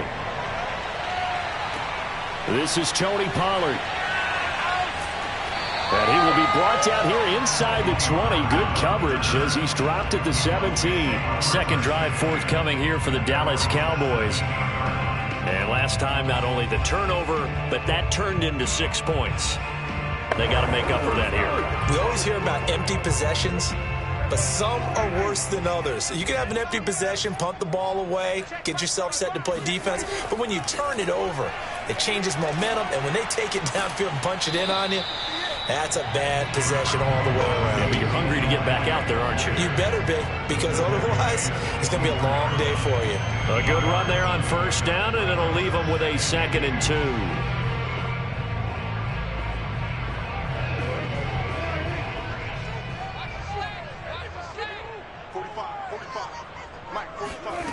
Looking to throw. Prescott. He's got the connection over the middle to Diggs. Second catch for him today, and it'll wind up a first down. So Dak with a completion there, really showing no ill effects from that injury a season ago. Yeah, what do you think your keys are defensively trying to stop Mr. Prescott? Well, I think any defensive coordinator will tell you, stop his running game first, because he is at his best off of play action. When all of your the Buccaneer pressure too much. Down he goes. Myles Garrett. It'll go as a loss of about 8 as he gets in there to drop him. It seemed like he kept going through those progressions, and I thought he might dump that underneath, but he couldn't get rid of the football in time. And I have to wonder if he was thinking while he was back there, I wish there were a lot less progressions on this play, just someone that I can dump the ball to and get it out of my hands. Throwing on 2nd and long. Prescott able to hit his target, Lamb. It's a pickup of 12, and that'll set up a 3rd down. One of the selling points of the in route is it gives the quarterback a really nice sight line to his receiver and almost on a direct shot able to throw the ball into the middle of the field and have a great chance of success as they did on that play.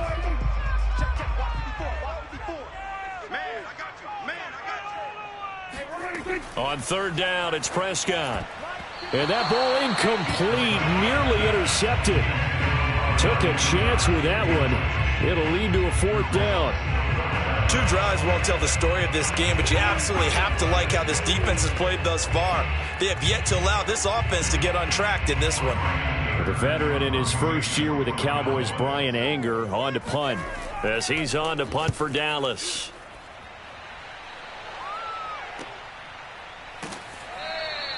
That'll be a 41-yard punt, just 1 yard on the return. And the Bucs will get ready to go on offense. Tampa Bay, they're getting ready to set up shop here for their 2nd drive. They'll be looking to duplicate that first drive, the one that got them that 7-0 lead. Of course they would. Look, they're on the road, so getting the 7-0 lead was huge for them, right? Imagine getting up 2 touchdowns on the road, taking the crowd out of the game. It'd be ideal. They start the drive with Cook. And not much there. Maybe a yard up to the 24. Well, it's hard to have vision as a runner and find a hole when there's nothing but defenders in your way. They stacked that one up really well. But give him credit. Instead of trying to bounce it out and turn it into a big play, which might have turned into a big loss, Kai just took his medicine there and took the 1 yard. After 7-0 on EA Sports. 2nd quarter now, and it's Buccaneer football as they're looking at a 2nd down and 9 to go.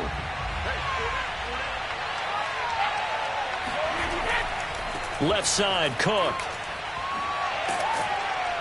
And he's brought down, getting this one up to about the 35. 10 yards there and a Buccaneer 1st down. That's a nice run right there, able to get to the outside. And so many times defenses say, okay, we got you hemmed in. But if you're running the football, at least you know where everyone is coming from. You don't have to worry about the backside at all. That allows you to run with a little bit more confidence as you traverse down the field. Brady now on 1st down. That is caught. It's Chris Godwin. And he's going to be out of bounds, but not before he takes it inside the 40. That'll be marked as a 27-yard pickup. I've got to make sure that I don't take Tom Brady's greatness for granted, that we make it routine. How about that throw right? Mike McCarthy pretty decisive. He brings out that red challenge flag.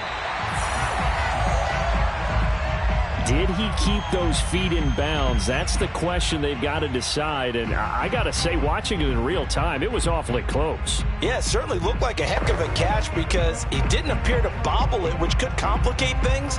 But even with the benefit of replay, that's pretty tight. Well, here's the call.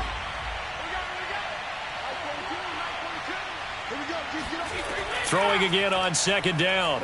Brady. That's complete to his tight end, Waller. And he'll be tackled right on the chalk of the 45. The Bucs passing game looking good on this drive. It's a 1st down. Nice job. Nice patience right there. Put him on the right side. Let him work his way across. Put the ball in his hands and let him work his way upfield with a catch.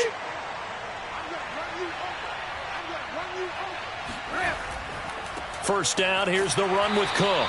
And not able to break away this time as they're going to stop him right around the line of scrimmage. No gain on the play there, 2nd down. I think what we just saw there, partner, was linebacking speed that can trump O-line power. We see that at times because he filled the gap before the offensive lineman could get to the next level and take him on. Now Brady. He'll find his tight end. That's Waller.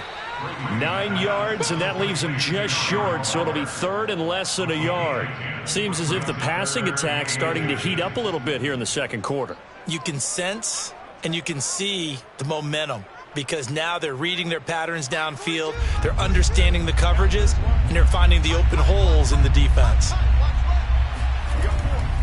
They'll run it. Here's Cook. And he is going to have the first down, and that is going to take us to the 2-minute warning.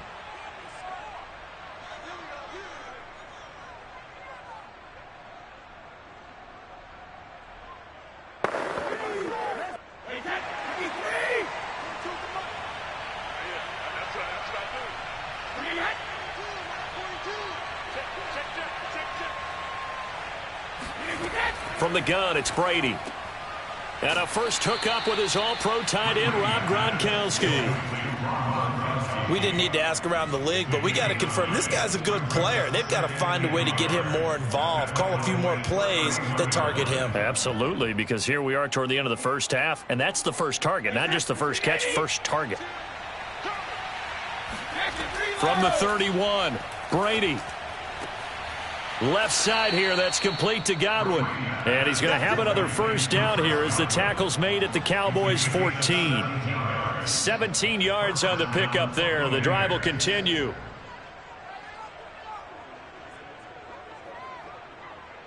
Here's a 1st and 10 at the 14-yard line.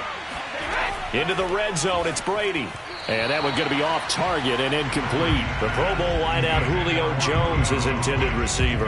That'll bring up second down. From the snap, he certainly looked like he knew where he wanted to go with the ball, but surprise, that guy was covered. So that took his attention elsewhere to no avail.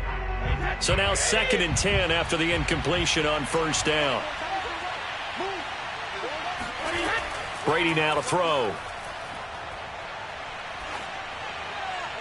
To the goal line, but it's incomplete. Feels like they're getting caught in between here because they had incompletions on 1st and 2nd down. Now you got to worry a little bit about the clock because you prefer not to give them another shot here in the first half. But if you don't pick up the first down, guess what? You're likely going to have to. This offense was on the move. Now 2 straight incompletions have them looking at 3rd and 10. Throwing now is Brady. This is caught. And in for the Buccaneers touchdown. Darren Waller with his 2nd touchdown here in this first half. And the Bucs are going to add on to their lead. Partner, to me, that touchdown had something that was kind of rooted in that group seeing the future. What I mean by that is they had a plan. Let's find a way to score right here before the half. And now to give us momentum going into the second half, give us that cushion that we're looking for. They got that accomplished, scoring right before the half ended. Extra point put through by Succop, and that'll make the score 14-0.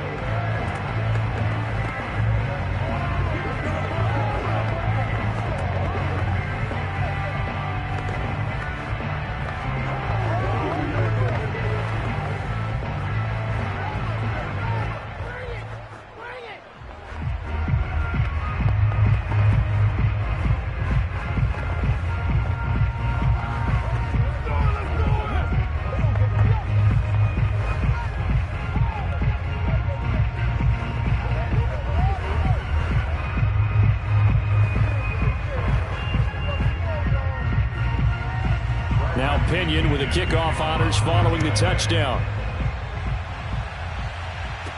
Now Pollard. And beyond the 20, but not by much. In fact, just a yard pass there to the 21. The Cowboy offense going to head out now late in this first half. And with a little under a minute remaining, they may try to put something together here just to try to cut into that deficit.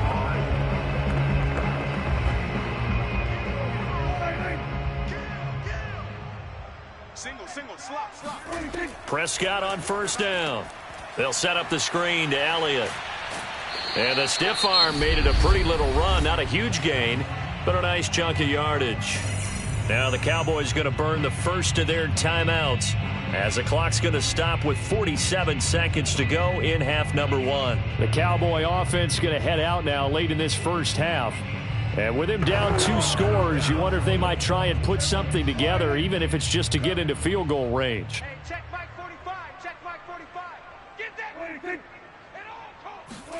Looking to throw again on 2nd down. Prescott. He'll get this out wide here to Elliott. And past the 40 before he's out of bounds. 13 yards and a 1st down, Cowboys. When you're struggling on offense, you're looking for anything possible to get you going. Sometimes you do it like basketball teams that don't normally press. You put a press on, bring people to life, make them move a little bit quicker. Maybe that'll help them as they head towards the half. Let's go. Let's bring it. Let's bring it. On 1st and 10, Prescott. He'll get this to Elliott. And he's able to get this one out closer to midfield across the 45. They'll contain him to just 4. 2nd down. All defenses worry that whenever anyone catches the ball and has a head of steam come out of the backfield, it can turn into a big play with missed tackles or he runs through people. But they were right there waiting, and they stopped him for a minimal gain. Check 45 to Mike. Check 45. To throw again on 2nd down. Prescott. And down he goes. A Buccaneer sack. The Cowboys going to use their 2nd timeout now, as they'll stop it with a little over 30 seconds to go in the 1st half of play.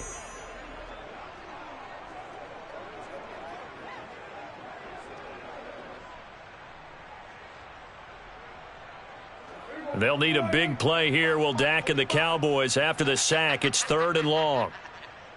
45 to Mike. Now Prescott. Under pressure, they got him again. Now the Bucs going to use the first of their timeouts, as they'll stop it with 27 seconds remaining here in the 2nd quarter.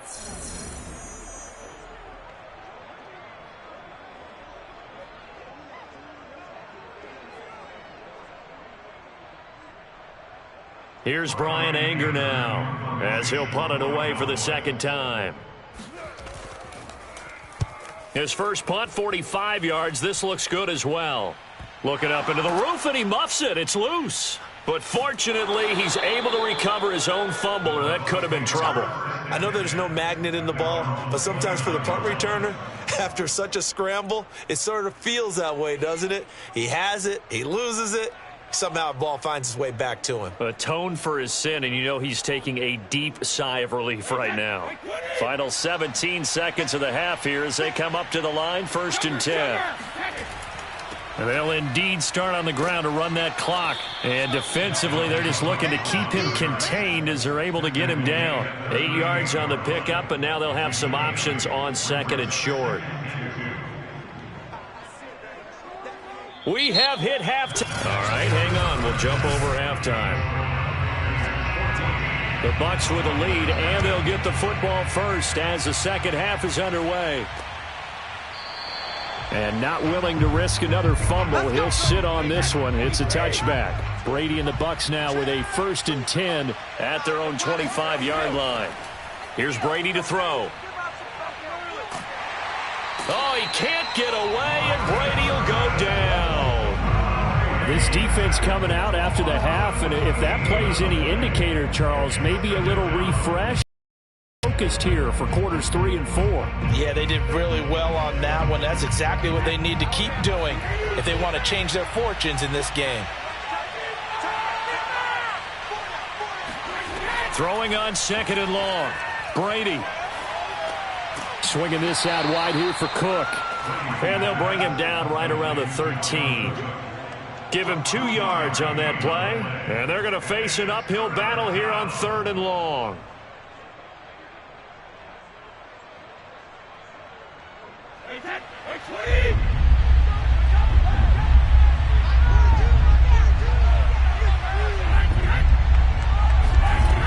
To throw is Brady.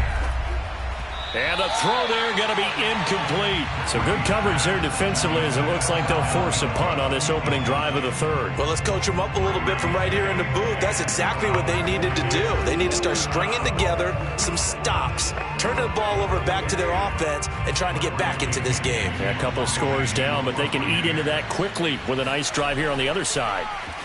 The punt team on now as Pinion sends this one away. Now a fair catch called for and made right on the 45-yard line. 37 yards on the punt with no return. And the Cowboys will take over the football with a 1st and 10. The Cowboys offense now, they head out for their first possession of the second half. And hoping to do better than they did their last possession when they punted the football. Appeal to the vanity of your offensive line. Tell them that they control your fate. Leverage guys. Win the line of scrimmage. If you do that, you start to win first down. You win second down. And guess what? You start accumulating first downs. And that's what they need in order to not punt the ball again. 3 yards the gain there, second down. Well, offensively, that's the mismatch that you want. You want to force a linebacker to try and cover your back out of the backfield, out in some open space. But linebackers nowadays, they run like backs, and they take a lot of pride in covering. What a nice play he made there in the open field. Now the pass, and it's into the arms of Hopkins. That catch good for 5. It's 3rd down. That's a gain of 5. Brings up 3rd and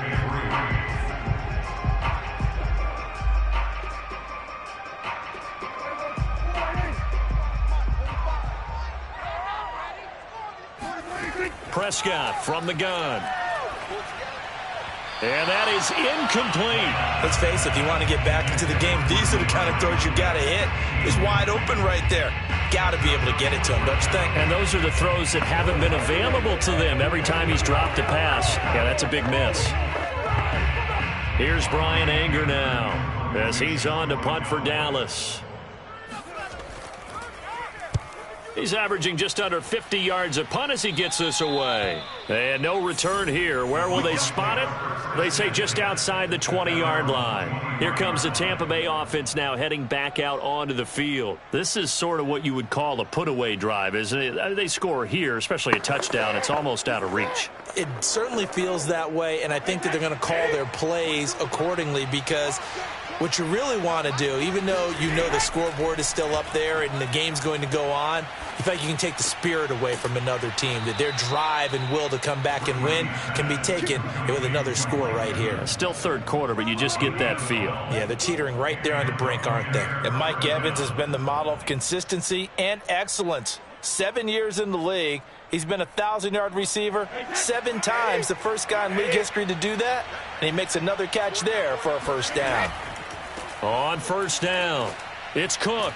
And he'll take this one for about 4 up to the 40. Well, you don't turn your nose up at a gain of 4, do you? They'll take that on 1st down. Playbook's got to be pretty well open on 2nd and 6.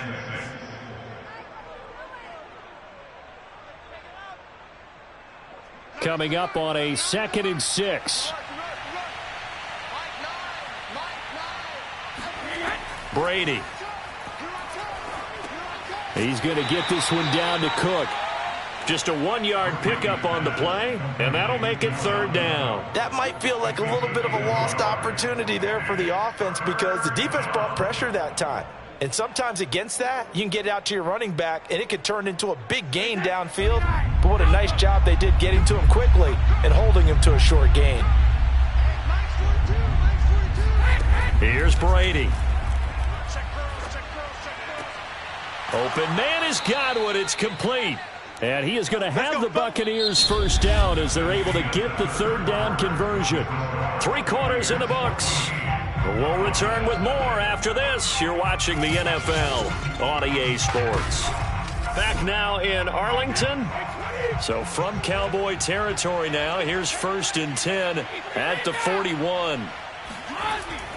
They'll run on 1st down. Cook.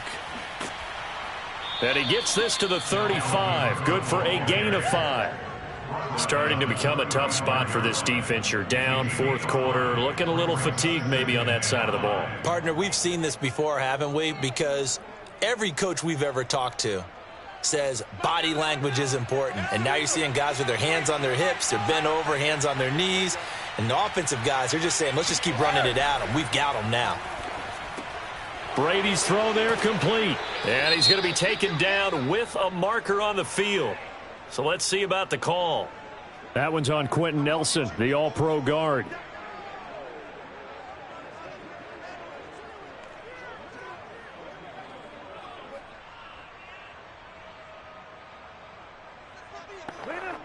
Now they face a 2nd and long following the holding penalty. A 10th carry in the game for Cook. Only a yard on the gain there, and that'll set up 3rd and 13. Brandon, I've got to think this offensive line has got some smiles on its faces. And I know it sounds crazy, but they practiced for this back in training camp. They knew they'd be in situations where it'd be extra defenders in the box coming after them, trying to keep them from locking down a game. Right now, they want to show the world they're up to the challenge. Now on 3rd and long, they'll look to throw. Looking left side, and he's got a man. That's Evans. And he's going to get this inside the 30. A big play there as they get the conversion on 3rd and 13. And that pickup of a first down, that's going to leave a mark because they really needed to stop them there, didn't they? Oh, so frustrating. Defensively, you're a play away from getting that football back here down late. Tough. Now they've got to find a way to create a turnover or takeaway. Otherwise, this one will probably get away from them.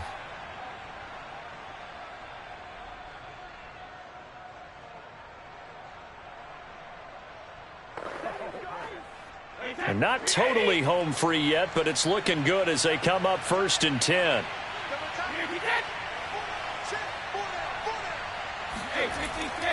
They'll try and run some clock here as they keep it on the ground. And they'll get this down to the 10. So fresh out of the 2-minute warning, and here's another timeout taken with 1:55 remaining.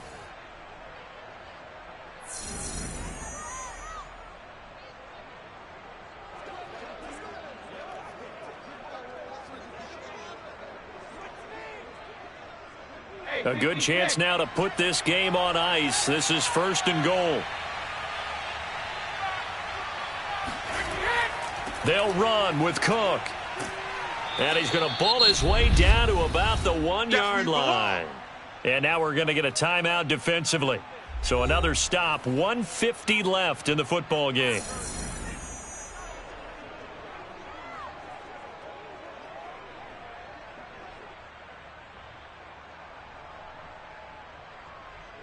Good yardage on 1st down. Now can they punch it in on 2nd and goal?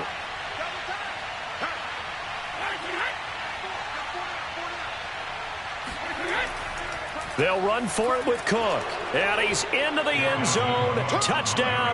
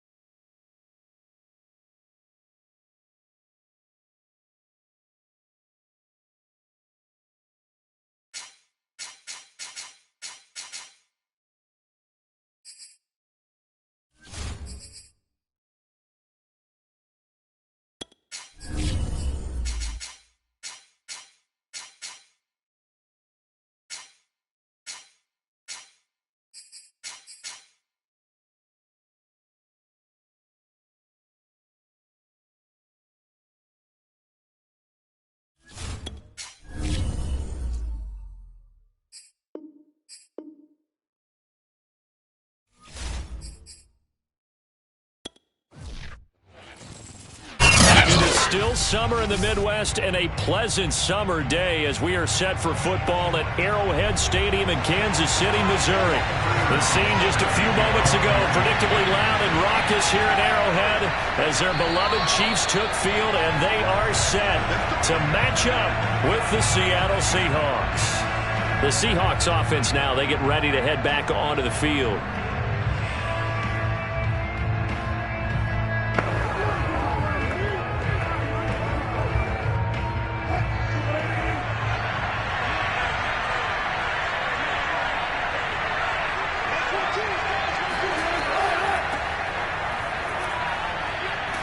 A running play there, going to get 10 and a quick first down.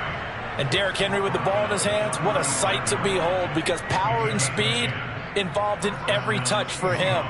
Coming off another spectacular season with the Titans, he became the first since LaDainian Tomlinson in 2006 and 2007 to win 2 straight rushing titles, and he did it with style, too. Just the 8th man to top 2,000 yards and the first since Adrian Peterson in 2012. He has his sights set on another 2,000-yard season. 3 yards on the pickup there, and it'll be second down. Well, from an offensive perspective, that was a tough run because he only picked up 3 yards. Well, let's flip it over to the defensive side. They now have the advantage. 3 3-yard gains. That means they're punting the ball likely on 4th down. That's what you're looking for when you're playing defense. Flushed out right, and he'll slide to a halt here, still a little shy of the first down marker. He'll end up getting 5 out of that, but now they're looking at 3rd down. You know, I don't think this is the last time we'll see that in this game. This guy has mobility, and they want to use his legs in the game plan. So there will be designed runs as well as his scrambles. They'll try to run for the first with Henry. Able to fight through 1 tackle. And he'll work it across midfield inside the 45. First down Seattle on a pickup of 13. And we were down on the field watching Henry warm up before the game. He's a big man. No wonder he breaks those tackles. And you remember what I told you when we were watching? It's not all pads. I mean, you get him out of pads and just see him in a regular suit or an outfit. He is a huge human being and a lot faster than what people know. When he gets rolling, he's a lot to bring down. On first down, nothing opening up really on the running play. Give him maybe a yard, and it'll be second down. I know the scouting report on him is that he doesn't possess the eye discipline to be an elite linebacker. And what that means is his ability to read, react, and make a play. But on that one, he looked like one of those guys. They go play action with Wilson. That's complete to DK Metcalf. And he'll be brought down with a first down as the tackle's made at the Chiefs' 16. A good pickup there, 26 yards.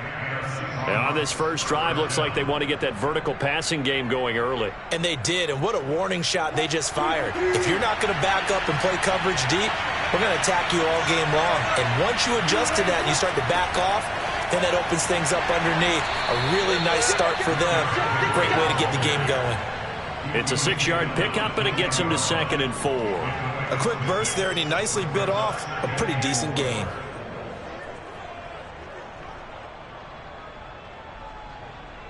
Second and 4. A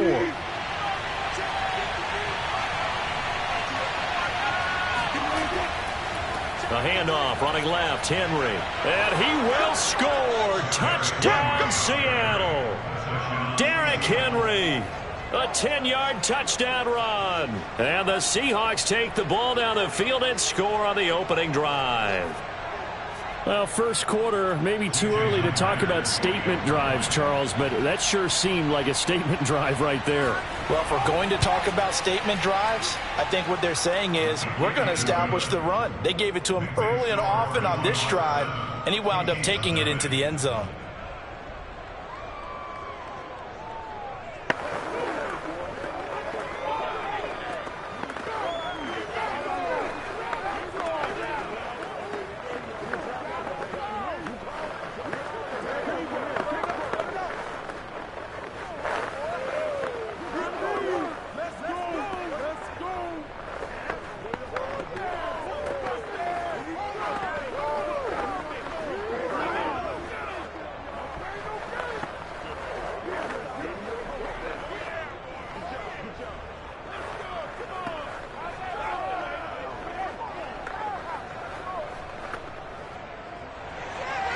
The kick unit for the Seahawks out there on the field, and we are ready to rock. Here's the dangerous Tyreek Hill. And the tackle going to be made right there at the 25-yard line. And the Chiefs now getting set to go.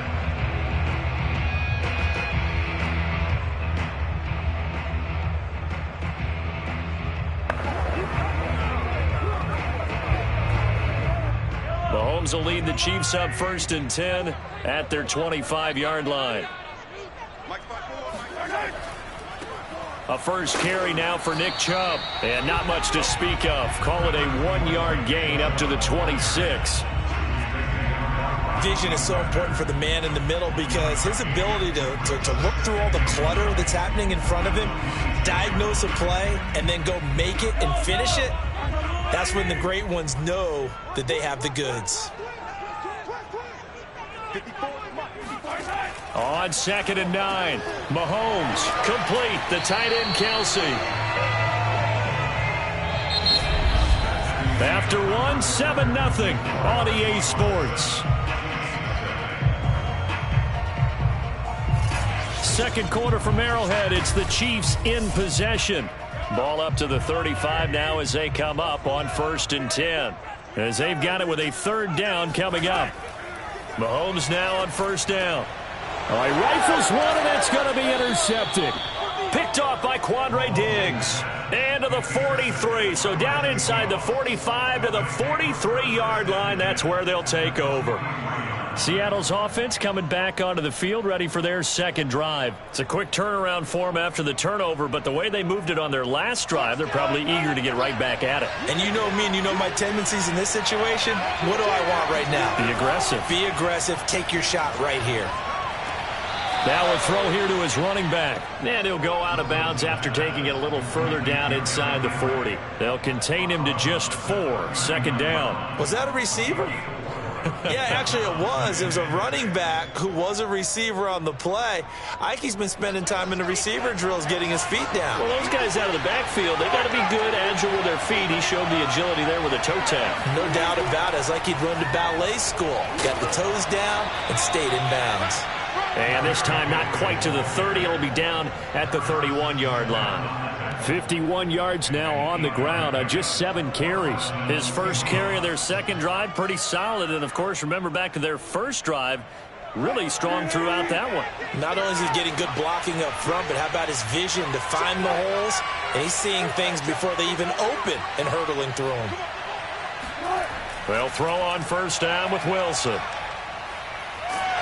And he's going to be taken down. Pressure gets there back at the 39-yard line. Jaron Reed muscles his way in for the sack. A former 2nd-round pick with Seattle. He provides a lot of push inside. Ended up signing with Kansas City in April after 5 seasons with the Seahawks. 6.5 sacks in 2020 with a career high of 10.5 in 2018.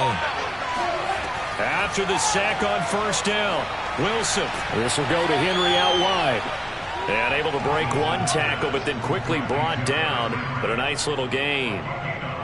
I think the best offenses love to get the ball to their running backs in open space because they have the ability to make people miss, and they also have the ability to run over people. And if you do that throughout the game, after a while, they might just run through some of those tackles and go a long way. We saw him shed a nice tackle on that play. Now throwing on 3rd down there, but he cannot connect. The Kansas City defense tough to throw on there, and now it's 4th down. They certainly had good starting field position on that drive, but couldn't do anything with it after 3 plays. Have to admit that that's a disappointing end to excellent field position. When that drive started, they had 6 points that they were thinking about. Myers' kick is good. And the lead moves to 10-zip. So the turnover leads to points as they add 3 there. Yeah, what a sequence there, and a nice one for them. They forced the interception, put together a little drive, and then come away with 3 points. Nothing to it, partner. Just do it.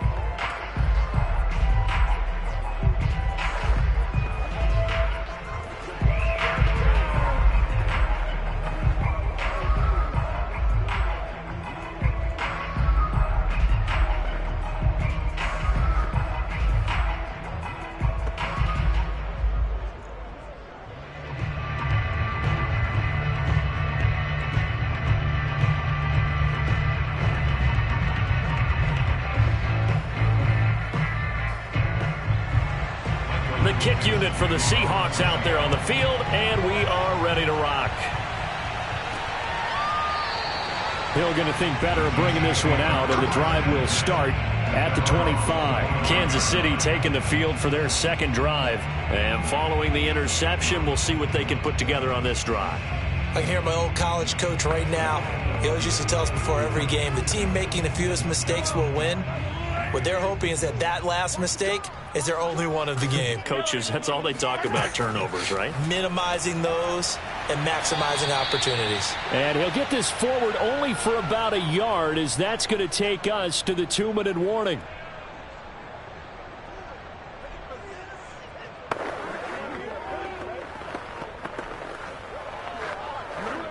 Second and 9. Set the tone, defense. Set the tone, defense. Let's go. Mahomes going to throw. And quickly to Kelsey. And they get him down, but not before he takes it across the 40-yard line. Give him 15 yards on that one. Kansas City has a first down. And these two continue to work so well together. Patrick Mahomes and Travis Kelsey. Maybe the best quarterback and tight end in the game today. 105 catches for Kelsey last year. Second among NFL tight ends. Mahomes firing complete. And he'll be taken down, but not before he works it past the 50.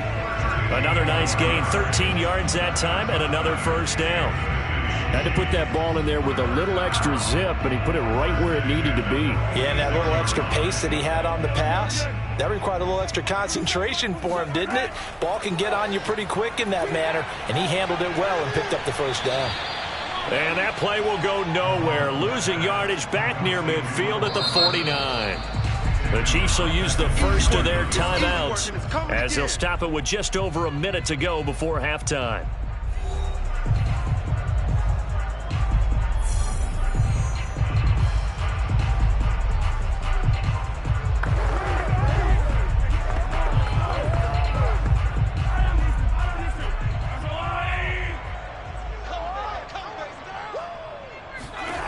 Throwing again on second down. Mahomes to the right side. It's Kelsey. Now another timeout called for by the offense as the stoppage will come with a little under a minute to go in this first half.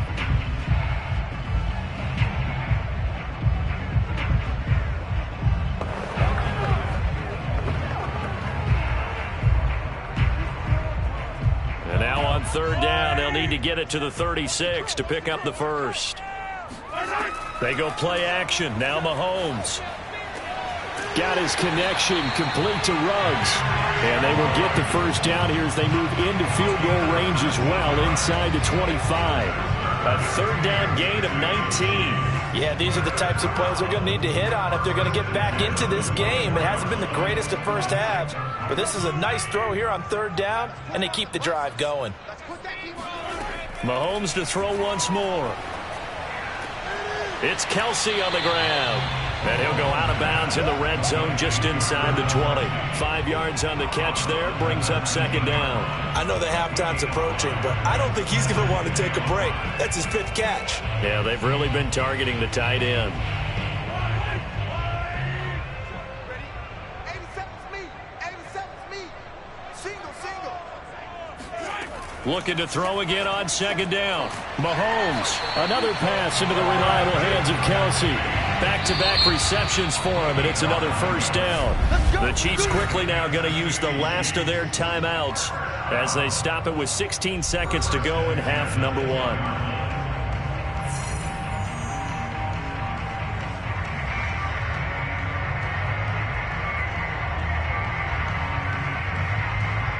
So not quite a first and goal. It's first and 10 from the 10.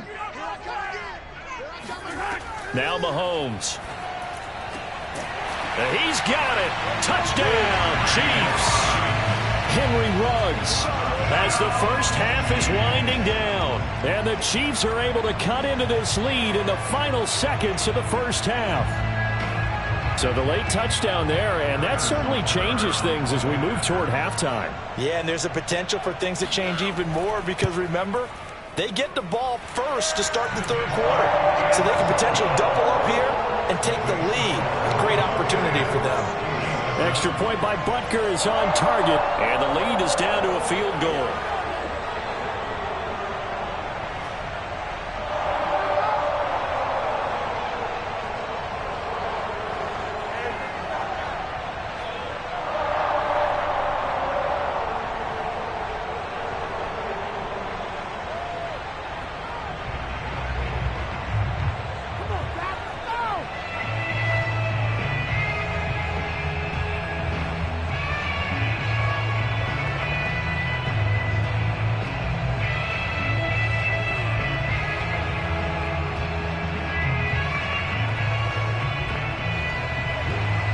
So not much time to speak of remaining in this first half as the kick's away.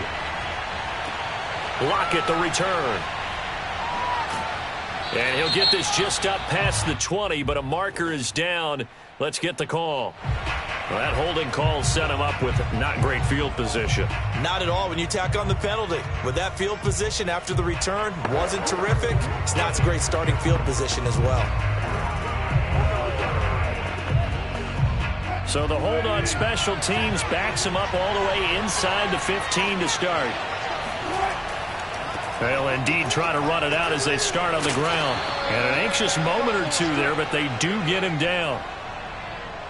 So we've come upon halftime with the visiting Seahawks. They're out in front. As we'll head down to Orlando, that's where we find our man Jonathan Coachman at our EA Sports Halftime Report. Coach, it'll be the Chiefs football to begin quarter number 3, and they trail here as we are back underway now on EA Sports. And he returns this to the 22. The Chiefs ready to go on offense to begin quarter number 3. They do trail, but they have a chance to possess the football first to try and do something about it. And that certainly makes it something of an important drive for them, because is it going to win the game? No, but you have to do something to bring some life to your sideline. The third quarter starts with a run by Chubb. And able to break one tackle, but then quickly brought down. But a nice little gain. Give him 9 on the carry that time, and they're set up with a 2nd and 1. You know what really fires up offensive linemen? When the guy that is carrying the ball behind them can create his own space and break a tackle along the way. The last run got 9. That leaves him with 2nd and a yard. And again, it's Chubb.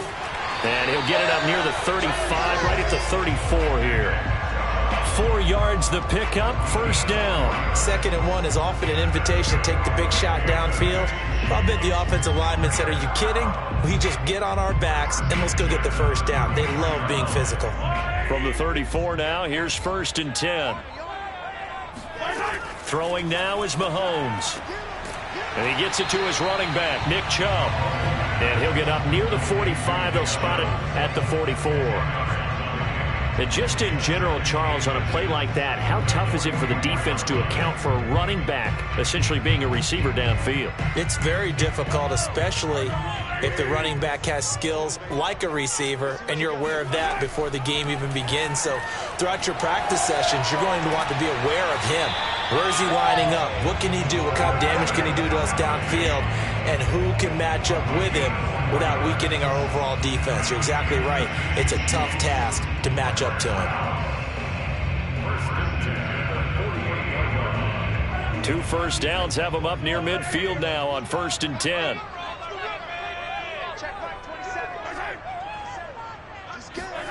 On play action, it's Mahomes. Well, Mahomes can't get away, and down he goes. Well, their first sack of the game, and it doesn't come from a usual suspect, not somebody up front, but Charles, a defensive back getting in there. And I can tell you from experience, he's beyond excited to make that play, because you're exactly right. It isn't normal to call his number to run at the quarterback like that. Usually you're defending the pass, but he takes full advantage and dumps him to the turf.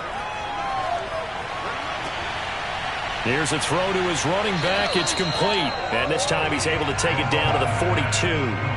It's a pickup of 17 there. And that's going to make it 3rd down and less than a yard.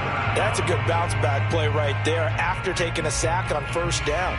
Didn't quite get it to the marker, but now they're in a much better spot for a 3rd and short yardage call. if you're the offensive coordinator, you like looking at that section a heck of a lot better than trying to figure out 3rd and long. And he will have a Chiefs first down, and he'll have it by plenty as they're able to keep the drive alive on 3rd and inches. An effective 7-yard 3rd down conversion.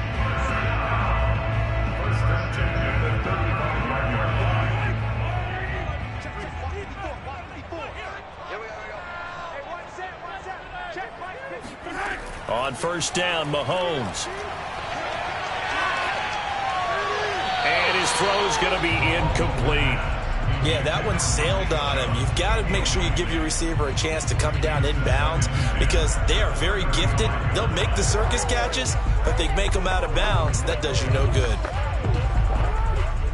A good action to this point in the 3rd quarter. Just a 3-point game. 2nd and 10. Now it's Mahomes again. Gets this one to Hill.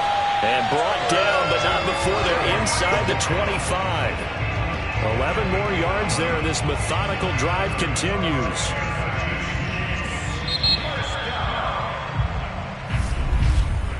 And they're not going to get to the line to run another play. So we will switch ends as the 3rd quarter has come to a close. We'll return with more after this break. You're watching the NFL on EA Sports. Yellow.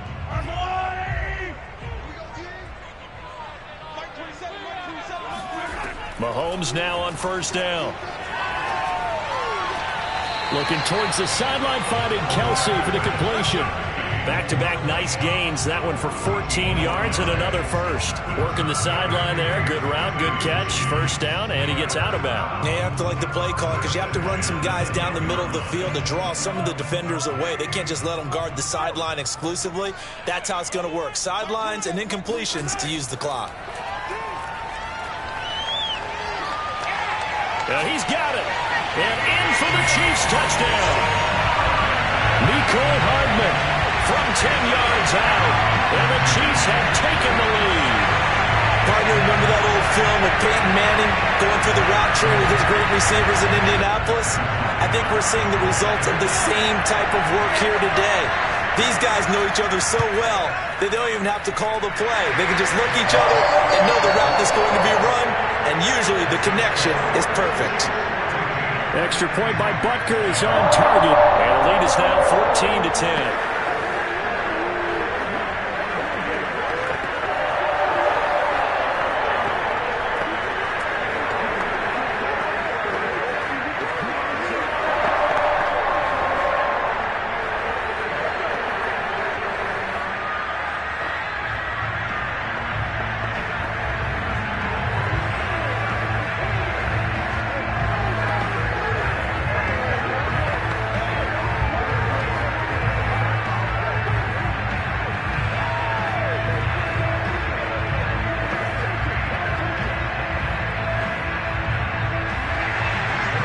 After the touchdown, here's Butker on to kick it away. Lockett the return. And he's up past the 20 to the 22-yard line. And we will get another look at Seattle's offense. And now they'll look to answer working from behind. And remember, this offense has sputtered yet to score here in the 2nd half. They'll need to change that here. Wilson, the Seahawks take over now, 1st and 10 at their own 22. Now it's Wilson. Complete. It's Henry. 5 yards on the pickup, and it'll be 2nd down. I know it was a gain, but you have to sense probably a little bit of disappointment there because when it's out there in open space, I think they expect to get more out of a play, don't you? Especially when you're getting it to your guy out of the backfield. You're expecting him to be able to create something, be a little more shifty. Yeah, no doubt about it. Good open field tackling held it to an okay gain. To throw again on 2nd down. Wilson. That's caught by his tight end, Gerald Everett. First target, first catch, and a 1st down. And Gerald Everett makes a good catch there for a 1st down, and he was signed away from the Seattle Seahawks division rivals, the Rams, after 4 years in L.A. backing up Tyler Higbee. He's excited about his opportunity in the Pacific Northwest. Last year, 41 catches, a career high. I think this is a free play for Wilson. It's complete to Lockett. And he'll be taken down, but not before he gets into enemy territory. So with the completed pass and the yardage they got, they'll decline the penalty. So obviously more yards on the pass completion than they would have gained with the penalty. They did the math. They did it well, and it works for them.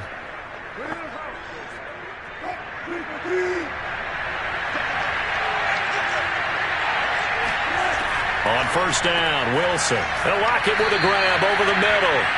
And he's going to get a solid gain of 9 before being brought down. Second and right at a yard. Give him 9 there on the first down completion. Always laugh when people say, what's the toughest route to defend? And I'm like, any of them, especially if it's a good receiver. That makes things very difficult. But when you're running a drag route, something short, shallow, going through defenders, using guys almost as screens in order to get open, that makes things tough for guys trying to get to the football. And he will get enough for a first down, and that will lead us to the 2-minute warning. Call it a gain of 7, and it gets him a new set of downs. Line of scrimmage, the 31 now on first and 10. Wilson will throw again. And that incompletion breaks a string of 5 straight connections. Headed second down. A couple extra defensive backs out there in the dime, and because of that, really not many places to throw the football, if any. And typically, what would you want to do against that dime? Run the football. You want to run the ball, but you can't do it in this situation. Not nearly enough time on the clock. You having to really navigate against a tough defense presented against you. There's a throw over the middle. It's taken in by his tight end. 4 yards the gain, and it'll bring up a third down. That completion helps out in a nice way. Now they can take a little bit more time, but guess what? They've got to make sure on their throws that they see it open, not just anticipate it. They'll get to the line here, but remember, it's also third down. Wilson to throw. And he finds Lockett in the end zone. Touchdown, Seattle. Tyler Lockett, 26 yards. And the Seahawks are going to retake the lead. And touchdown, and congratulations, and 0 relaxation ahead of them, right? Way too much time on the clock for them to start celebrating. Part 1 is done, but now on the sideline, you already see him scrambling down there. They're getting those defensive guys ready. Yes, you have to get those guys ready, and you also have to talk to your special teams guys. Make sure the kickoff is exactly what you want and cover it well.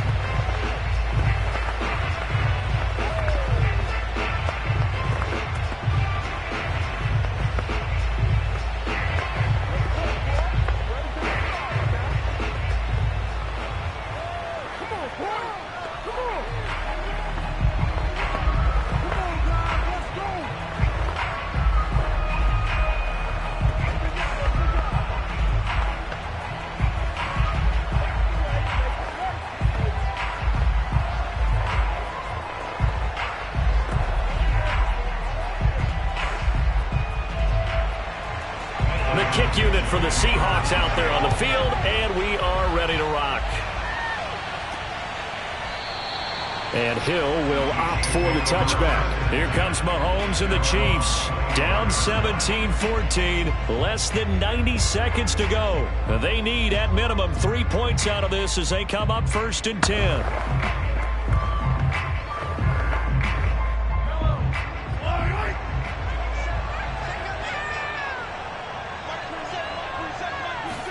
Mahomes finding Kelsey. Now the ball comes loose, and the Seahawks have picked it up. And he's going to get this one to the 23-yard line.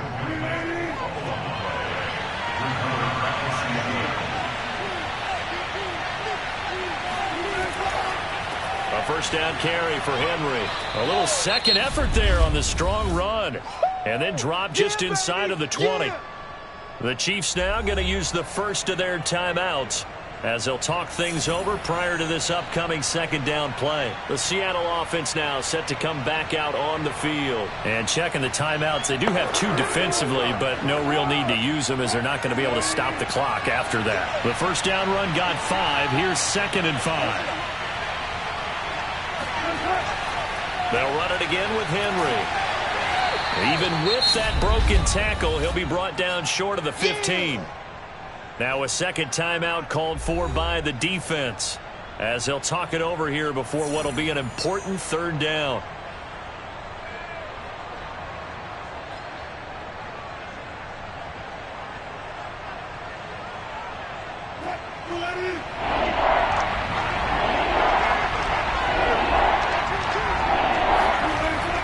A shotgun handoff to Henry. And they work this near the 5. He'll be stopped at the 6. Come on, baby. The Chiefs quickly now going to use the last of their timeouts. And they'll be disappointed to have to burn one there after giving up the first down.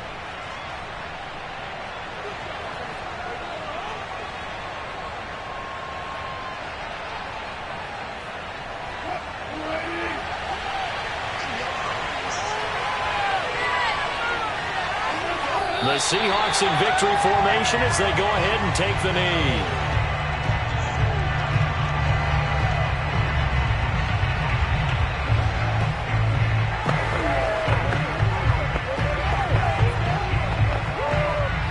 It's second and goal, back to the 8-yard line now.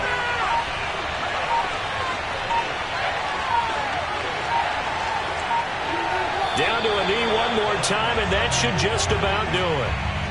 Yeah, it's fun to kneel down in front of your home crowd, but when you go on the road, that band of brothers attitude, right, just us against the world, and get it done, how happy are they? I remember a coach at a previous stop telling me, you get a win on the road, doesn't matter the opponent, get out of there like you stole something. And they did in this one. So the victory here for Seattle. And I tell you, this was a fun one. Just a close game. Nothing comes easy in this league, as you know.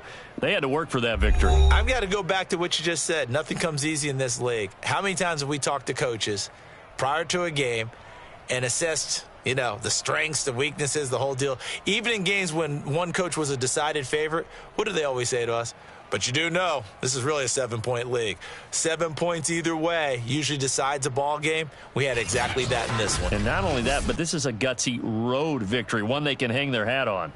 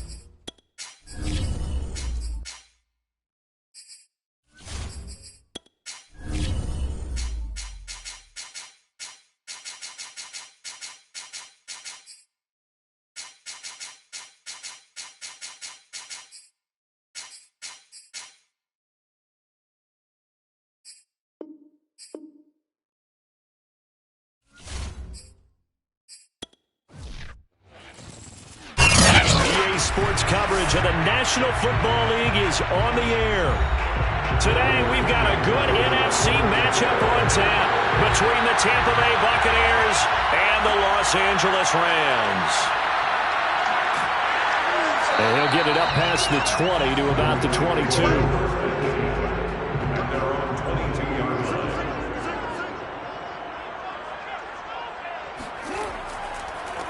On the ground, this is Saquon Barkley. And he'll be taken down here at about the 23-yard line. He'll wind up getting a yard on the game's first play at second down. Watching that play unfold and watching him complete it brought back memories of doing all those pursuit drills to make sure you don't over-pursue and let a guy get a cutback lane on you. He did that very well. You praised him on tape yesterday for the angles that he takes to the ball. Took a great angle right there. They follow up the first down 1-yard run with a minimal gain of 2.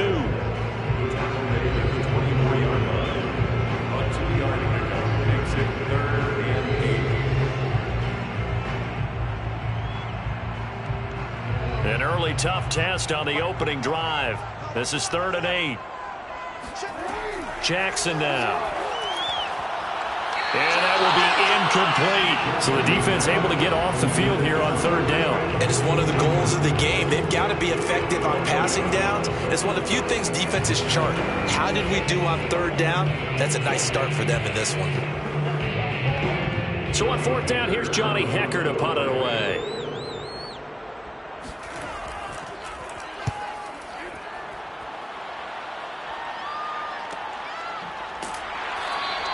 That'll be a 44-yard boot, just a yard on the return as he's covered up quickly. And possession will switch hands, 1st and 10. Now the Buccaneers offense gets ready to head back onto the field.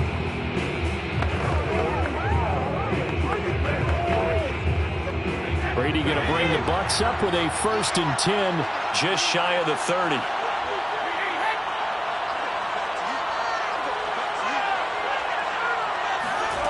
Now Brady. And it's incomplete. Boy, he doesn't drop many like that one. 2nd down. And he's certainly not a guy that drops that football very often. Indeed, because that's a bit of a surprise. I know he's in the middle of some traffic and people, bodies all around him, but he usually has the focus to haul that one in. Here's 2nd and 10 now from the 29.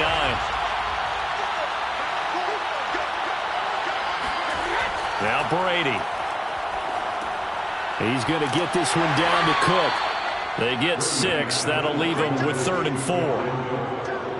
It's a gain of 6, and it's 3rd down.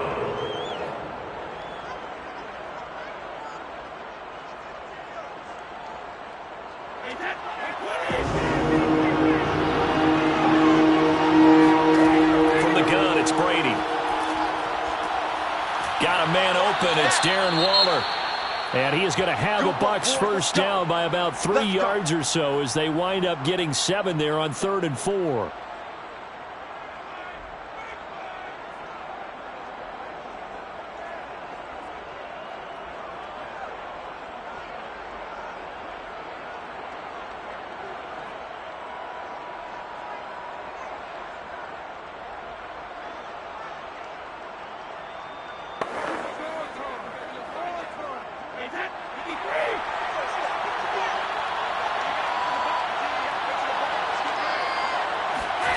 Here's Brady to throw. Oh,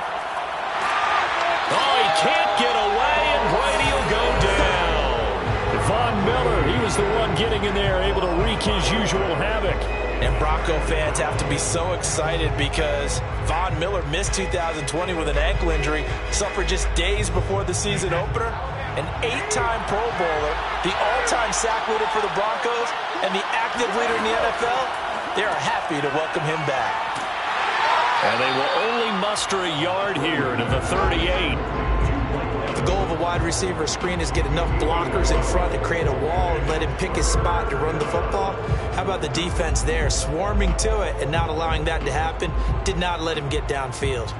The Rams calling on their nickel set here defensively for 3rd down. Now Brady. Looking downfield for Godwin. And this is caught inside the 5. And he just falls short down at the 1. yard line. They're able to convert on third down, and that sets up a 1st and goal. But I think it's about time I took my eyes off of the secondary or the guys with the football.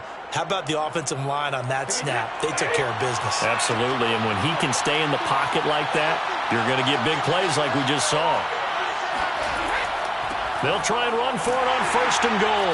Looking for a seam, but finding none. He'll get back to the line of scrimmage, and that's it. They'll say no gain on the play, and it'll be 2nd and goal. They're right there at the 1. No gain, but don't let that stop you. Line back up and keep going at them. If I'm them, I'm thinking about going at it 4 straight times. They try again with Cook. And this time they were ready for him as they'll stop him right at the line of scrimmage. That backs him up 1 yard and brings up 3rd down.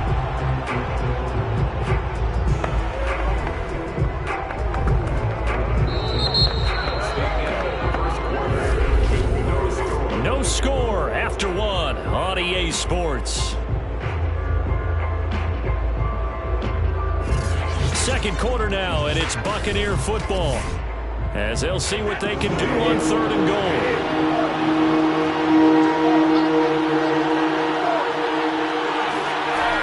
Cook. And did he break the plane? Yes, he did. Touchdown. Dalvin Cook punching it in from a yard away as his guys are first onto the scoreboard here this afternoon. So it was the passing game that got him down here, but closer to the goal line, it's the running game that gets him home. Certainly appears that they lulled the defense into thinking that the passing game was going to be it the entire drive. Nice change up there going to the running game to get them over the goal line. Extra point up and good by Succop, and it's now a 7-0 game.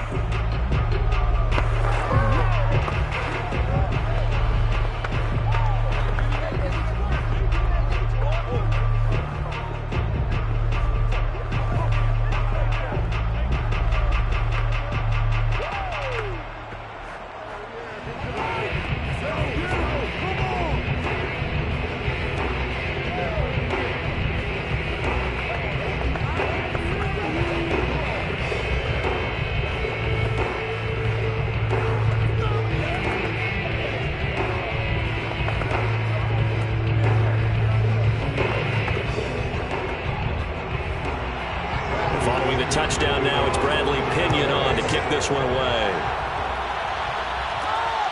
This taken in at the goal line. And he'll go down as this drive will start at the 25-yard line. So the Rams coming back onto the field, their 2nd drive of the game. They'll be looking to match that touchdown from a moment ago. 7-0 is the score as they begin with a 1st down.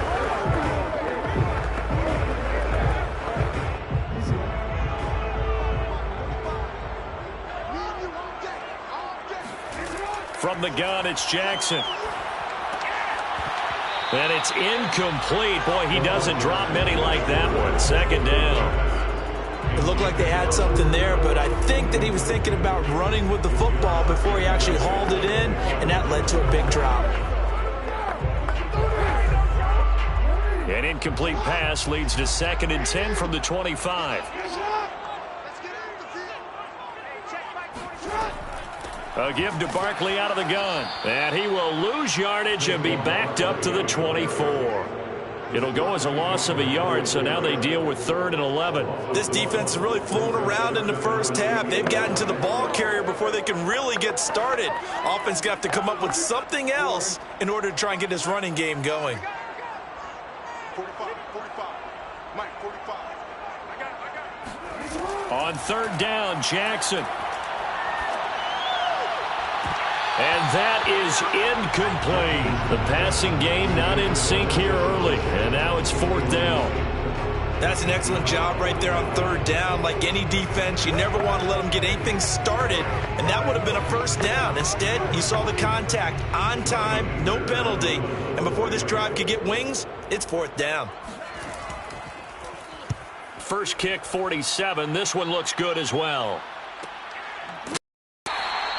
So possession goes over here on the punt. And the offense will take over with a new downs. Tampa Bay, they're getting ready to set up shop here for their second drive. And they'll be looking to make this a 2-score advantage. Had the touchdown on their first drive, Charles. Hey, they can get up 2 scores here on the road. That's a heck of a start. And not only have they thought about it, I wonder if they visualized it. I remember playing, and they used to turn the lights out in our meeting room and run through a situation like this and say, just think about what it would be like to be up on the road and take the crowd out of it. Maybe they did some of that. And he's brought down after a very nice gain. Just like that, a pickup of 20 on their first play from scrimmage. And Chris Godwin, one of those great unselfish players. Remember, he gave up his uniform number to Tom Brady when he got to town. And he's kind of known as the 1B to Mike Evans 1A in this Tampa Bay pecking order among receivers. He made some nice catch there.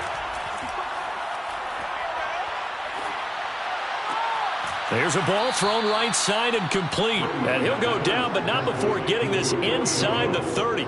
It's another first down on what will be a gain of 21 yards. Not only have they completed a couple on this drive, but they peeled off some pretty good chunks of yardage, too. Absolutely. Great start. 2 nice plays in the pass game. Now can they continue to feed off that? First down. Here's the run with Cook. Might have gotten this one down to the 28, and that's all. It's a gain of a yard, and it takes us to the 2-minute warning. Brings up 2nd and 9 at the Rams' 28-yard line.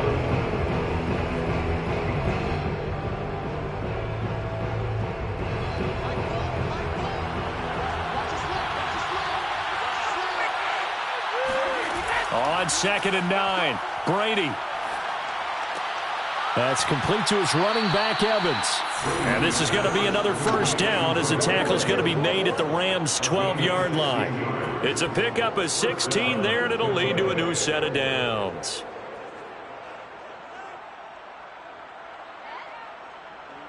From down at the 12, it's 1st and 10. Here's Brady. And he's going to hook up with his big tight end, complete. A good pickup there. 8 yards on the first down completion. Nice rhythm throw there on first down. He located his tight end, made a nice easy pitch and catch. Hoping he can break a tackle or two. Wasn't able to do that there, but still good yardage. From the 5, here's 2nd and 2. To throw, it's Brady. Touchdown! Julio Jones. A 5-yard touchdown. And the Buccaneers here finding a way to stretch their lead. And I believe they buzzed down. They're going to take another look at this play with all reviews coming from the replay official here in the final 2 minutes of the half.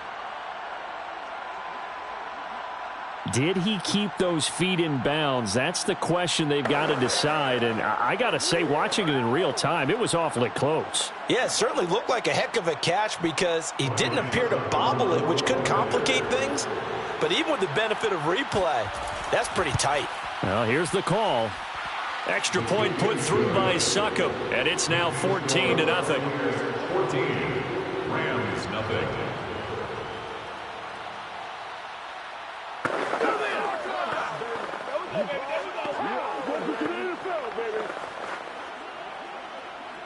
Come on, guys, let's go. Time to go to work.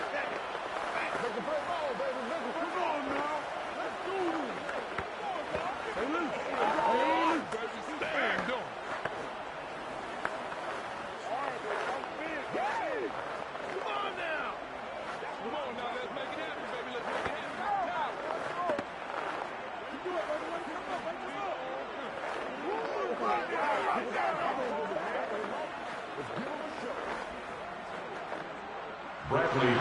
Now Pinion with the kickoff honors following the touchdown. From a yard or two deep, here comes a return. And only able to get this to the 19, so probably should have opted for the touchback. The offense for Los Angeles returns to the field. And in a spot like this, still more than a minute, I think if you put something on the board before halftime, that would go a long way towards helping them get back into the game. There actually is something to the psychology of the game at times, isn't there? How much better would they feel running into the locker room, as you noted, with something on the board in a positive fashion? You're exactly right. It's a great opportunity to get that done. And an incomplete pass. That'll stop the clock here with just under a minute to play in half number 1.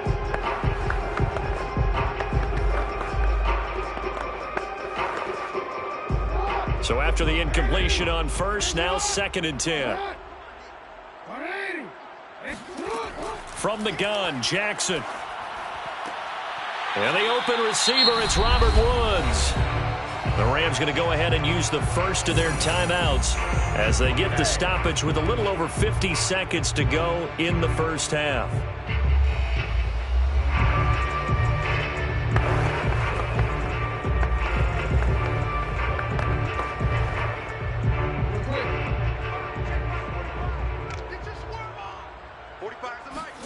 Jackson on first down. Got a man open. It's Tyler Higbee. Now the Rams will signal for a timeout, their second, as they get the stoppage with just under 50 seconds remaining in half number 1.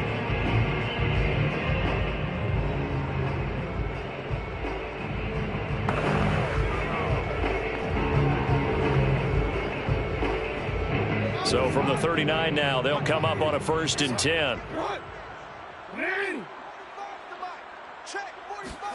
And Jackson throwing once more. Open man is Higbee, the tight end. 5 yards on the catch there, brings up 2nd down. I don't care what sport you're playing. Everyone likes to build up a little momentum, don't they? And look at this, back-to-back completions to the big target at tight end. That one not as profitable as the other, but still a decent gain. Clock continuing to roll as the Rams try to get going again. From the 44, Jackson. This one goes out wide for Barkley. And this is going to lead to another first down as the tackle's made at the Bucs 34-yard line. A good pickup there at 22. Now a timeout signal for, and they'll get it with 10 seconds to go before halftime.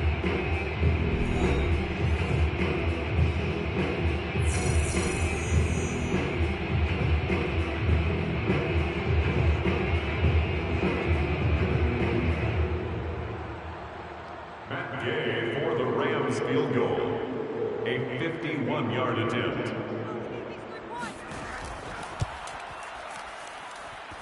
Gay's kick is good. And they will get themselves on the board here at 14-3. So they do get 3 points, but that's now 3 drives with only the 3 points, not a ratio that's going to win you many ball games. Not at all, Brandon. And think about it this way. We all know payoff is the key, right? And wouldn't we love to have the concession on every T-shirt that's been printed in football that says finish on it? Because that's the mantra everywhere. Got to be able to finish drives, put points on the board.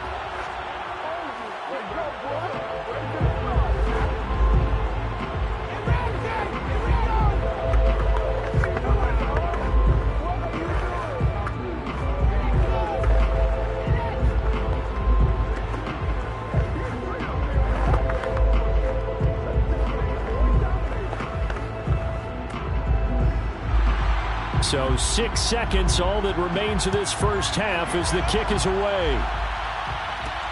Fielded just outside the goal line.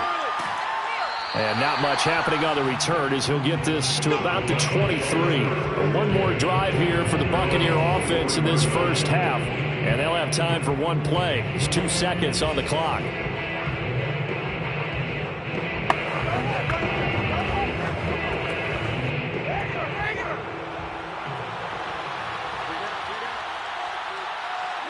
He'll take the knee, and the final couple seconds will tick by in this first half. We have hit halftime. Still 2 more quarters to go. We'll take a timeout. We'll be back after this. You're watching the NFL, and it's on EA Sports. It's in the game. From a couple yards deep, he'll bring it out of the end zone.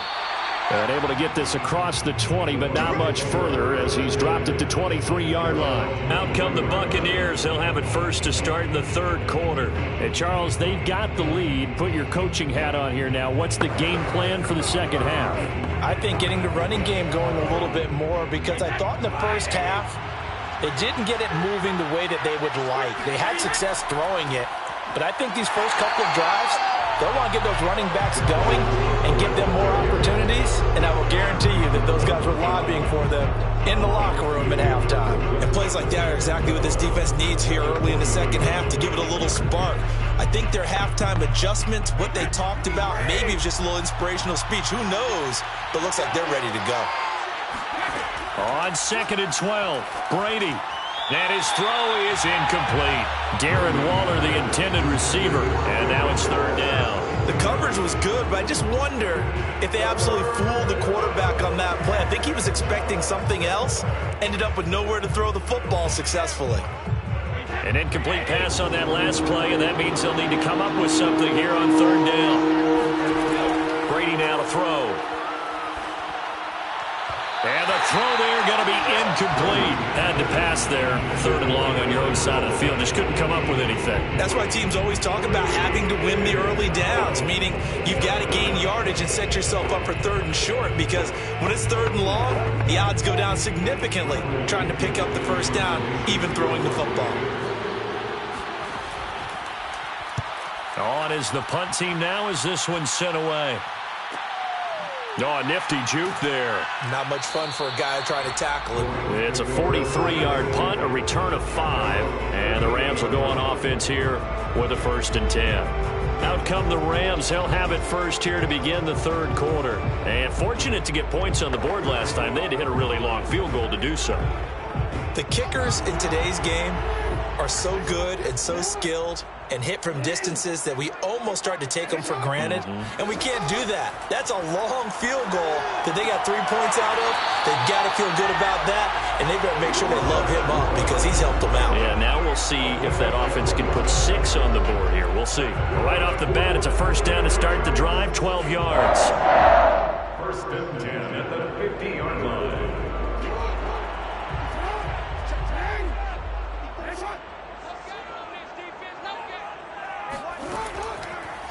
Jackson going to keep it running right. And he is going to lose yardage here. Shaquille Barrett there pushing upfield to make the stop. I see a shake of the head as he gets up, and you've got to imagine he's thinking, guys, you got to help me out. He's hoping his team can read his thoughts because he definitely needs some assistance. So a step in the wrong direction. Now they'll look to make amends on 2nd and 14.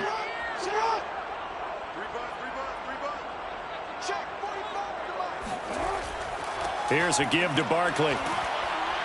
He'll be taken down at the 48 for a pickup of 2 yards. In order to play really good run defense when you're playing a 3-4, those 3 guys up front, the nose tackle and the guys they call the defensive ends, they're usually big, big people because they're going to have to eat up a lot of blockers because it's usually 5-on-3. And when they do their job well, guys who play on the inside, those inside linebackers, they're able to just roam and hit. Open man, Higbee, the tight end. And a nice job there defensively. They get him to the ground short of the first, right around the 42. They'll get 11, but still a little short. 4th down.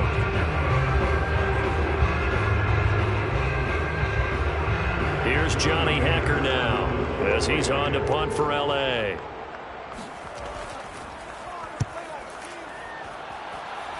No returning this one. It sails out of bounds, and they'll spot it right at the 20. And Tampa Bay trots out there now. This crew had to punt last time they had the ball, but when you've got a lead like this, you content to play the field position game? You are to an extent, especially if you like your defense, because you have the lead, you've been controlling the game. But why put them in a tougher spot? You want to get out there and get something done on offense and maybe take command of this game yourself. Here's Cook as they begin on the ground. Cook able to escape, and he'll be corralled right around the 34. First play of the drive going for 14 and a 1st down. Well, how many times do we say in this game that speed kills, and it does it in so many different ways? In this case, you got a back who's quick and shifty, can make moves, make people miss, but also gets to and through a hole before it can close down. That's some of the benefits of that speed, not just outrunning people in the secondary, and that led to a really nice game. And he's across the 40, 3 extra yards to the 43. Just what you want on a first down run. Call it 8 yards, and it's 2nd and 2.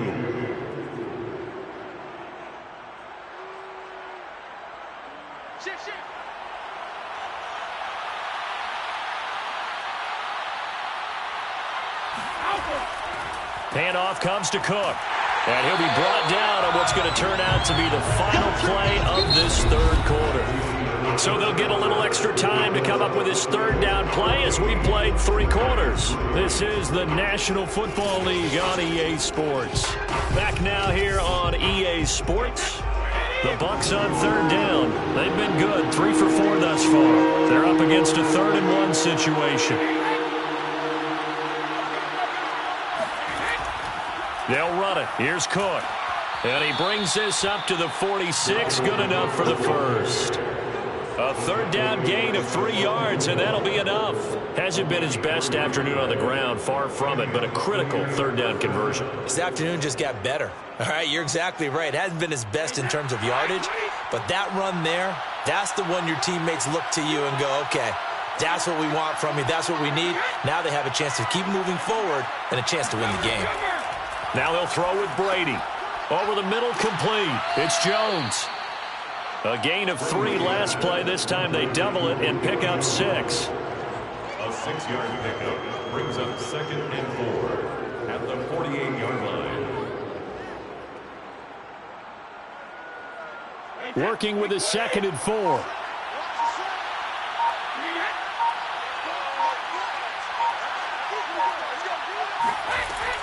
A 10th carry in the game for Cook. And he's going to have to protect the football and take his lumps here at this stage of the game as they stop him behind the line. Call that a loss of a yard, and things get a little more difficult here, 3rd and 5. And the trend continues here in the 4th like it was in the 1st, 2nd, and 3rd. He's had nowhere to run. And you're probably thinking to yourself, why do they keep feeding him the football? Well, they trust him first and foremost. They do believe that over time he might actually pop one of these runs. The bottom line is he takes care of the ball well for them, so they'll keep handing it to him.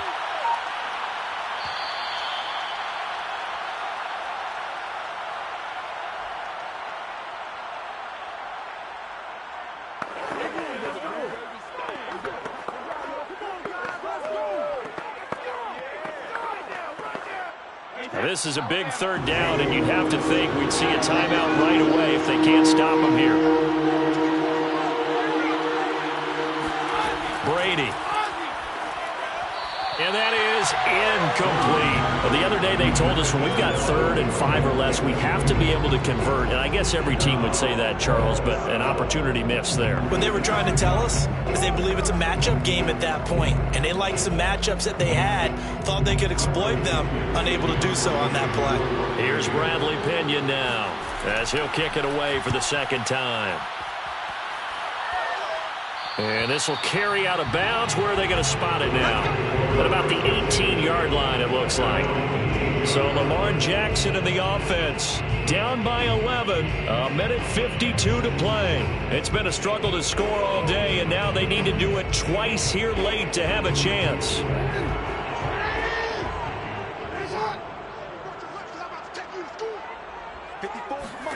Jackson.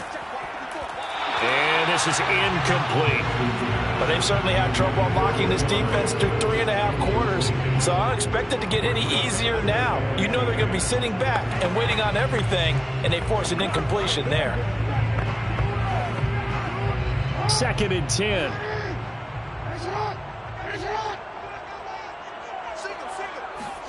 Here's Jackson. He's got Higbee complete right side. They get 7 out of that, so they're left with a 3rd and 3. The Rams going to go ahead and use the first of their timeouts as they'll talk it over here before what will be an important 3rd down.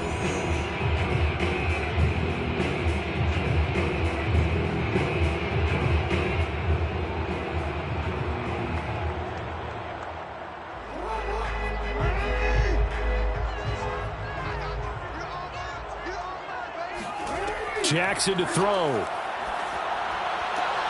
And able to find Higbee. It's complete. And he's going to have a Rams first down as they're able to get the 3rd down conversion.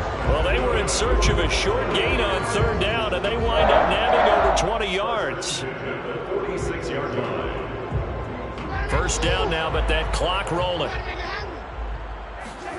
Throwing. Jackson. Gets this into the hands of the tight end, Higbee. Now that's staying ahead of the chains. Really good pickup on 1st down, hitting the tight end there. Now brings up a 2nd and manageable. Just found a hole in that zone. Clock continuing to roll as the Rams try to get going again. Jackson. Dancing to his left. And he'll be brought down, it looks like right at the 40. Lamar Jackson, such a threat with those legs, able to improvise and get the first. Offensively, they liked their situation, so they tried to take a shot downfield, but no one was open. So it was tuck it in run time, and he picks up a first down. Now the Rams will signal for a timeout, their second, as they'll stop it with a little over 30 ticks to go in the football game.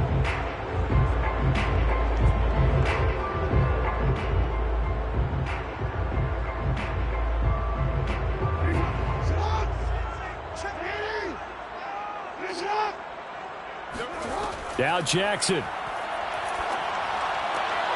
That'll be caught by Kupp. And he'll go out of bounds after taking it a little further down inside the 40. 3 yards the gain there, second down. It's a pickup of 3. Brings up second and 7.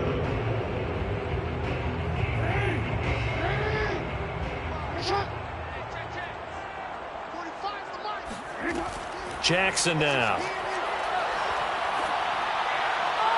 And that's going to be incomplete. And now defensively in the 2-minute drill, the big key to me, make sure you understand your assignments, and anytime you get a chance to tackle someone in bounds, get them on the ground. They'll need to get it to the 30 for a first. This is third down. Now it's Jackson. He wants it all for the end zone.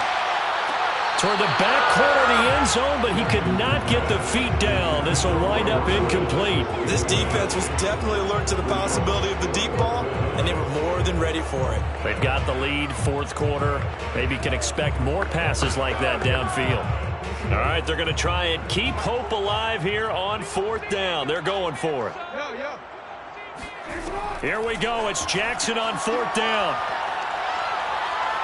He lets this one fly toward the back of the end zone. And this is incomplete. Oh, it looked like he had a pretty good line on that one. That would have been a big play, but he could not pull it in. Now the Buccaneers offensive unit back out on the field. And this one all over but the shouting, you might say. Now there's one timeout remaining defensively, but probably no real need to use it here. Yeah, the only time they would use it, strictly for pride. Victory formation now for the Buccaneers. Down to a knee they go. And now here comes their final timeout as they take it with 8 ticks remaining. Now the Buccaneer offense set to take over again.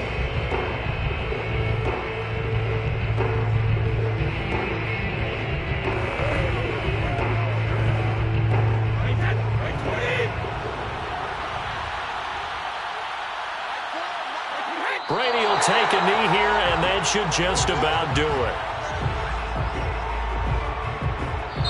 So fire the cannons. It's a victory here for Tampa Bay, and it was their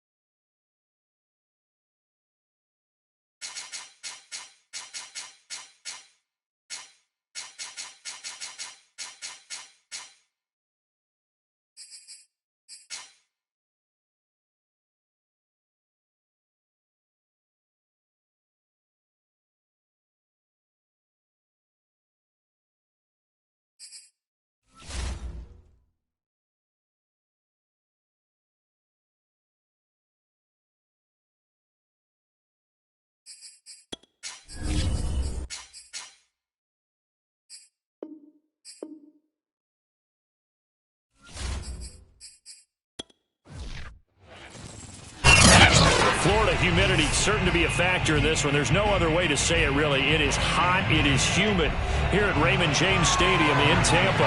Just a short time ago, the Buccaneers emerging from their tunnel to the roar of this frenzied crowd here in the Sunshine State. And we're in the big ship, and fittingly, everyone here ready to do battle as Tampa Bay gets ready to match up with Russell Wilson and the Seattle Seahawks.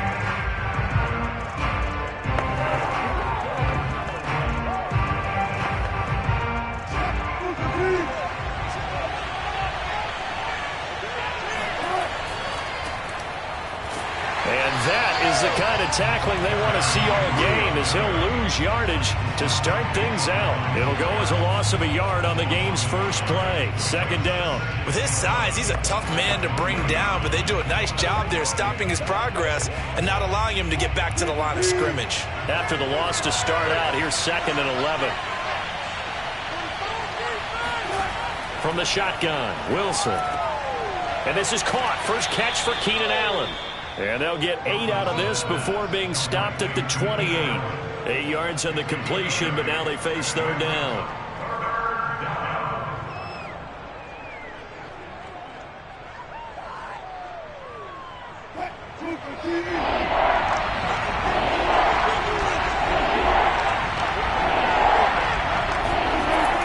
They'll try to run for the first with Henry. And they're going to mark him down short, maybe by about a yard, if that. Give him a couple on the run as it brings up a 4th down. Great first drive defensively. 3rd and short, able to stuff the run. And what it does is it gives not just confidence to your defensive players, it gives an overall feeling of, okay, we've established things here early. We can carry this throughout the game. And here's Dixon to punt now as he gets this one away. This is taken at the 18. That's a 49-yard punt, 8 though on the return. And out will come the offense as they take over. The Bucs ready to take over once again.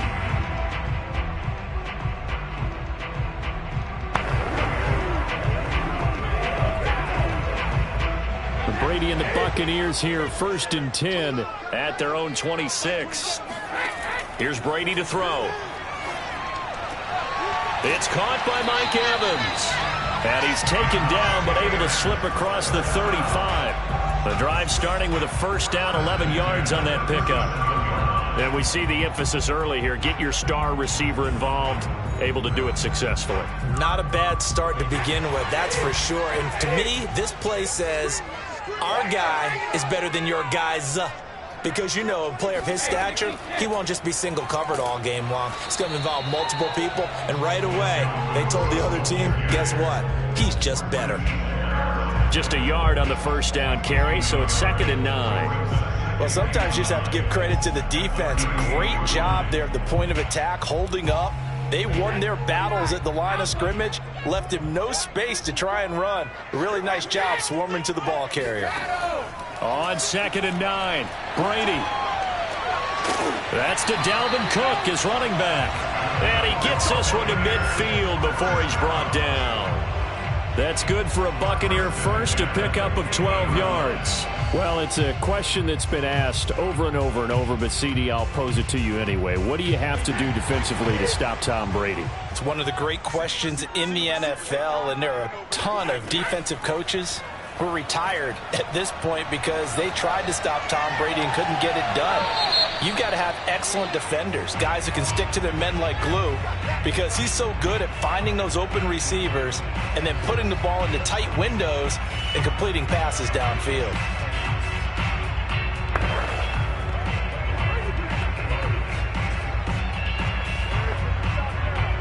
After the big play, a chance to finish now on 1st and goal.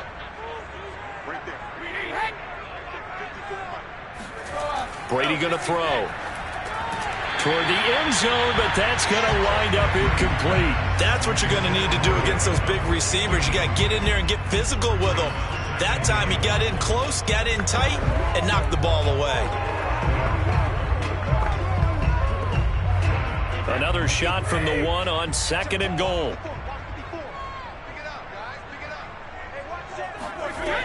They'll run for it with Cook. And they'll bring him down after just a short pickup. Call it a gain of a yard as they get a little bit closer here. It's 3rd and goal.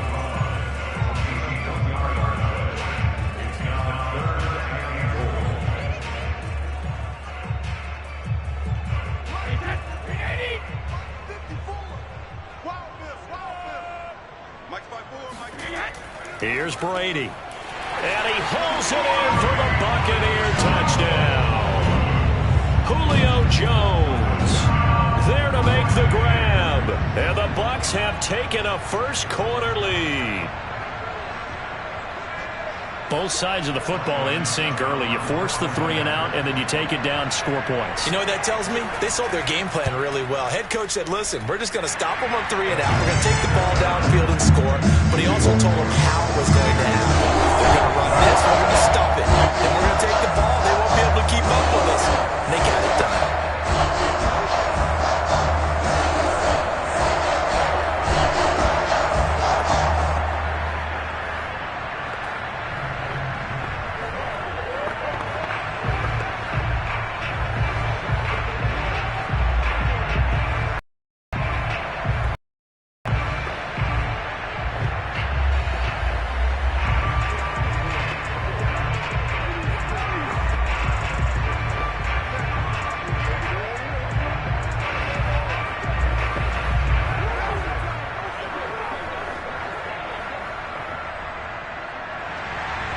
Following the touchdown now, it's Bradley Pinion on to kick this one away. Lockett the return. And good coverage there on special teams as they'll get him down shy of the 20. Seattle's offense coming back onto the field, ready for their second drive. And the first drive, 3 and out. Second possession, see if they can get a little momentum. And oftentimes that first drive is just a feeling out process. You have some plays that you've got called and you want to see how defense reacts. It may not go terrific on the first one. Now they're ready to go. They've kind of got to look at them, got a sense. Let's see if they open things up a little bit. See if they open things up. Let's see what the defense does here, too, after a good stop. And past the 40 before he's out of bounds. 23 yards, the final tally. Nice throw. Big man catches the football for a first down, and that big man, that's DK Metcalf, the 9th receiver taken in the 2019 draft class. I think if we redid it, he might very well be the first one off the board. 83 catches for 1,300 yards last year. They run with Henry on first down, but nothing much materializing as he'll get forward only for about a yard. After 7-0 on EA Sports. Seahawk football here to start quarter number 2 as they're looking at a 2nd down and 9 to go. Now Wilson. Flush to his right. And he'll take this beyond the line of scrimmage as he slides to a hole. He'll end up getting 5 out of that, but now they're looking at 3rd down.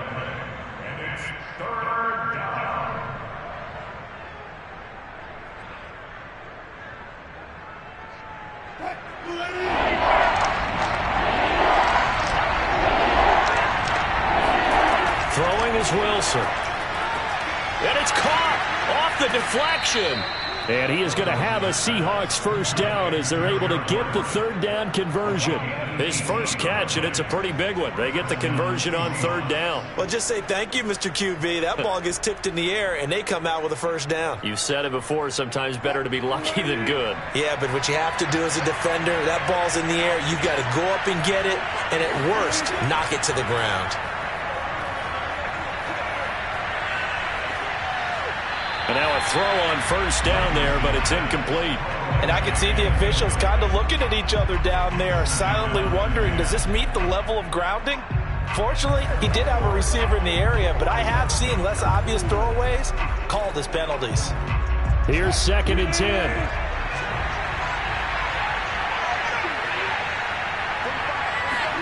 They go play action with Wilson. He hits his target, Lockett. And this is going to lead to another first down as the tackle's made at the Bucs' 15-yard line. 19 yards to pick up there. Move the chains. And this has been a nice answer to the touchdown drive against them a few minutes ago because they've come out and reestablished the tempo. A nice throw there, and they're putting together a very strong drive as a response. From the red zone now, here's Wilson on first down. Returning right back to Lockett. A gain of 6 there on first. A 6-yard pickup brings up 2nd and 4 at the 9-yard line.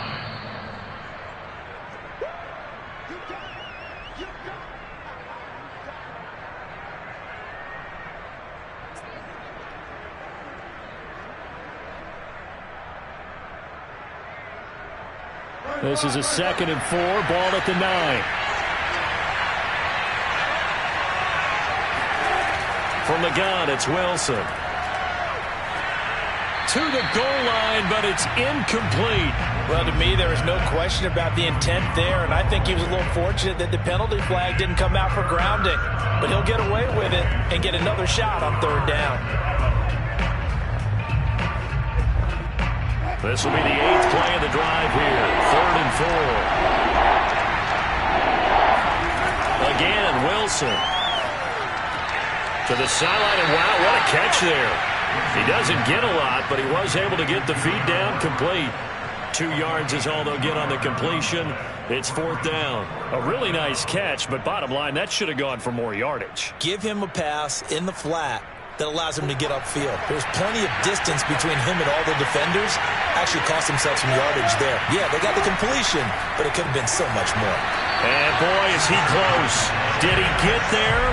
No, they're going to say he's short of the line to gain. They'll get neither the touchdown nor the first down. And it'll be a turnover on downs.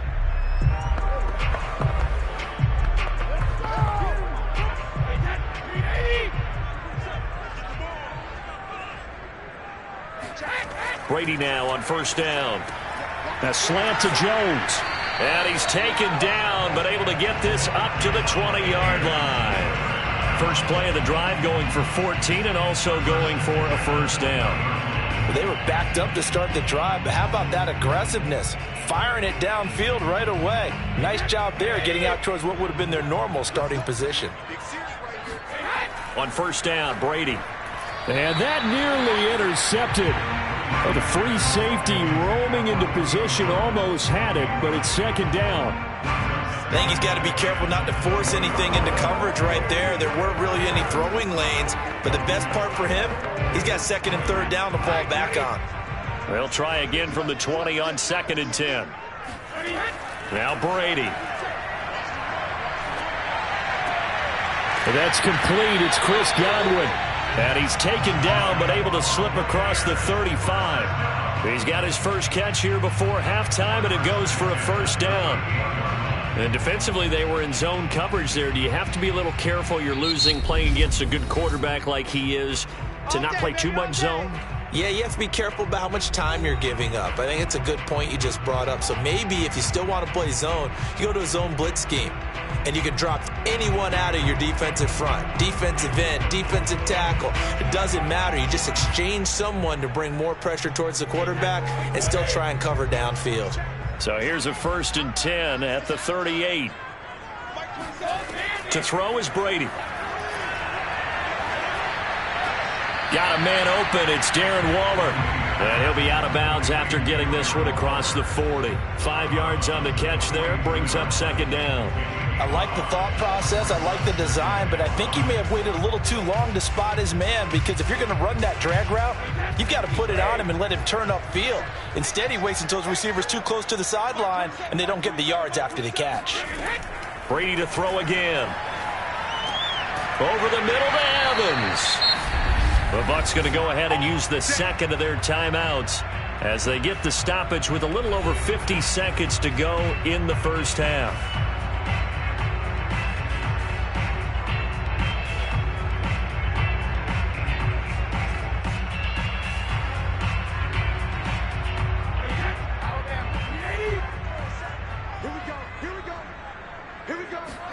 Brady now on first down. Oh, this one incomplete. The pressure got to him as he released it. And it's second down.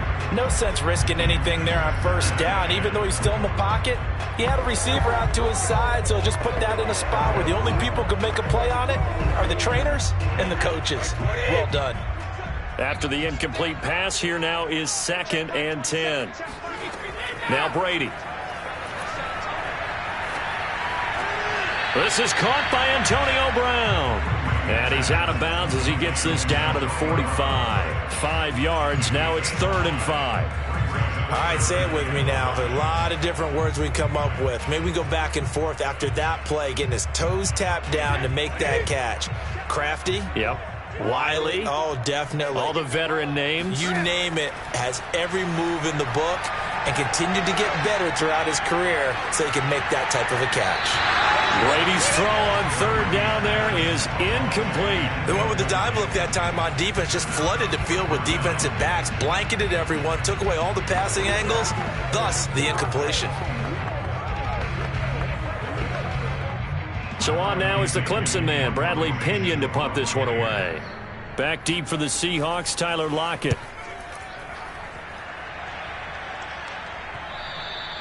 And a little too much mustard on that one. It hits a couple yards into the end zone. A missed opportunity there maybe to pin him back. And the Seahawks offense going to get one final possession in this first half.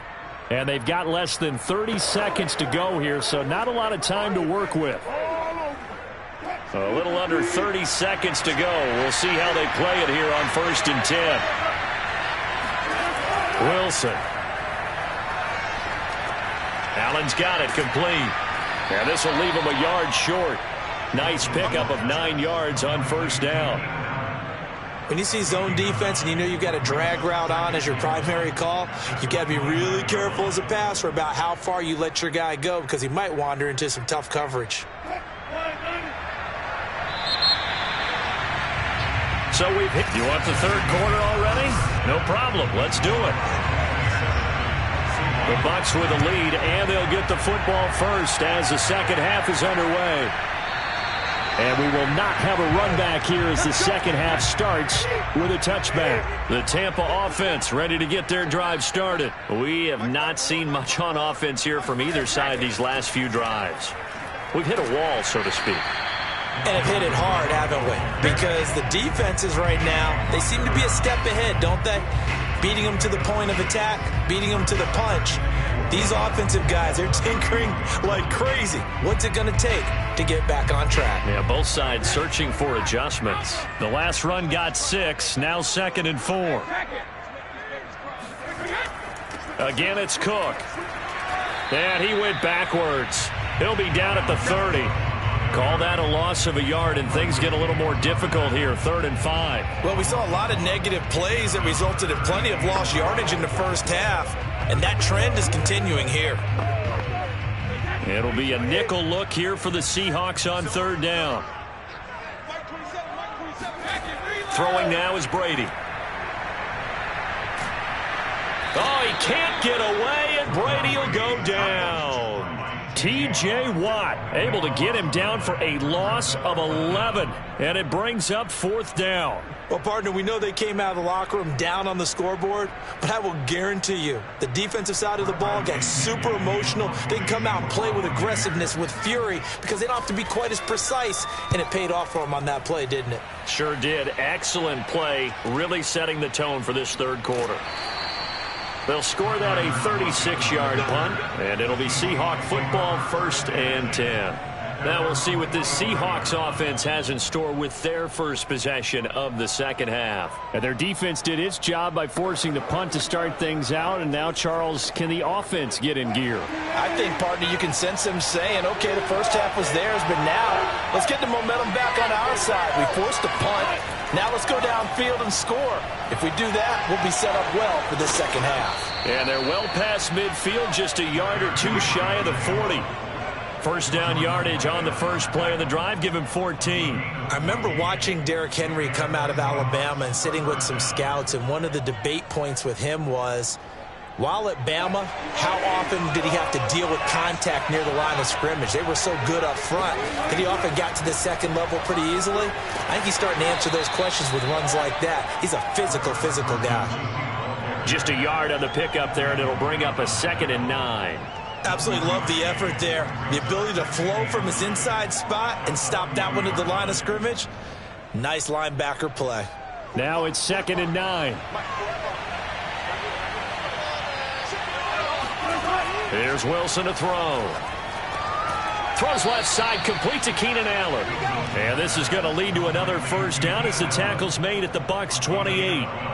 Give him 12 yards on that one. It earns him a fresh set of downs.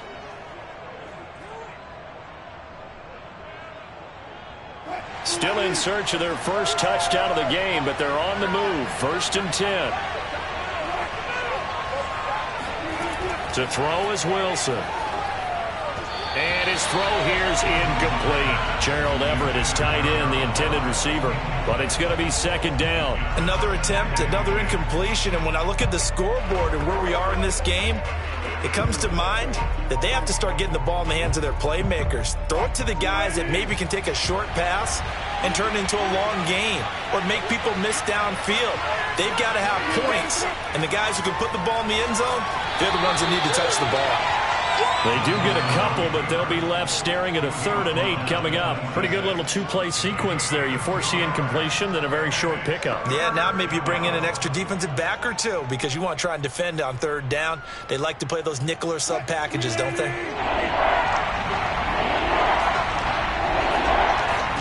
On 3rd down, Wilson.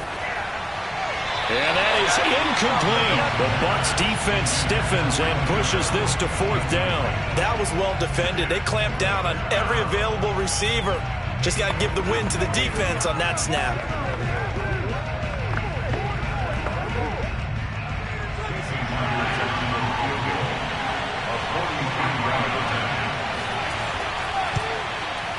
And Myers able to knock it through.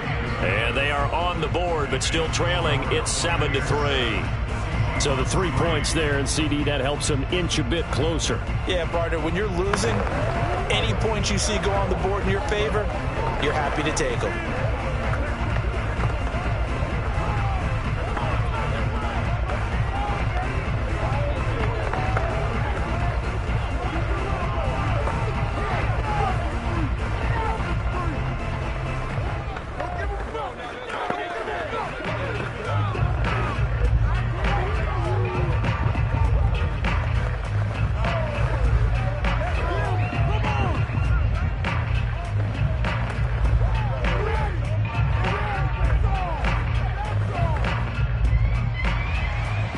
Kick unit for the Seahawks out there on the field, and we are ready to rock. And this will be a touchback, so they'll bring it out to the 25. Back now comes Tampa Bay. They've got the lead. Last time had to punt it, though. What's the key to this drive? I think it's leverage. Leverage. Big guys up front. You know the motivational speech on the sideline is, guys, give us an opportunity. Protect the passer, create space for our runners, and let's go ahead and get these guys. Low man wins. Let's go do it on this drive. We'll watch that leverage on this drive. Into heavy traffic, and it's intercepted. Picked off by Ahkello Witherspoon. And they'll take over inside the 45 at the 44-yard line. Brandon, this is a veteran quarterback back there. He should know better than to make a throw like this. This is definitely not his best ball, and I think he knew this was trouble the second it was leaving his hand.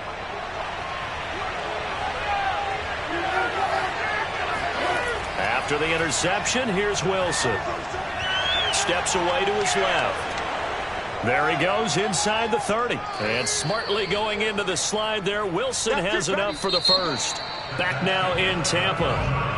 It's the Seahawks with possession of the football, but they do trail here to begin quarter number 4. And as they come to the line, they will not be able to get off another play as time has run out on this third quarter. You're watching the NFL on EA Sports.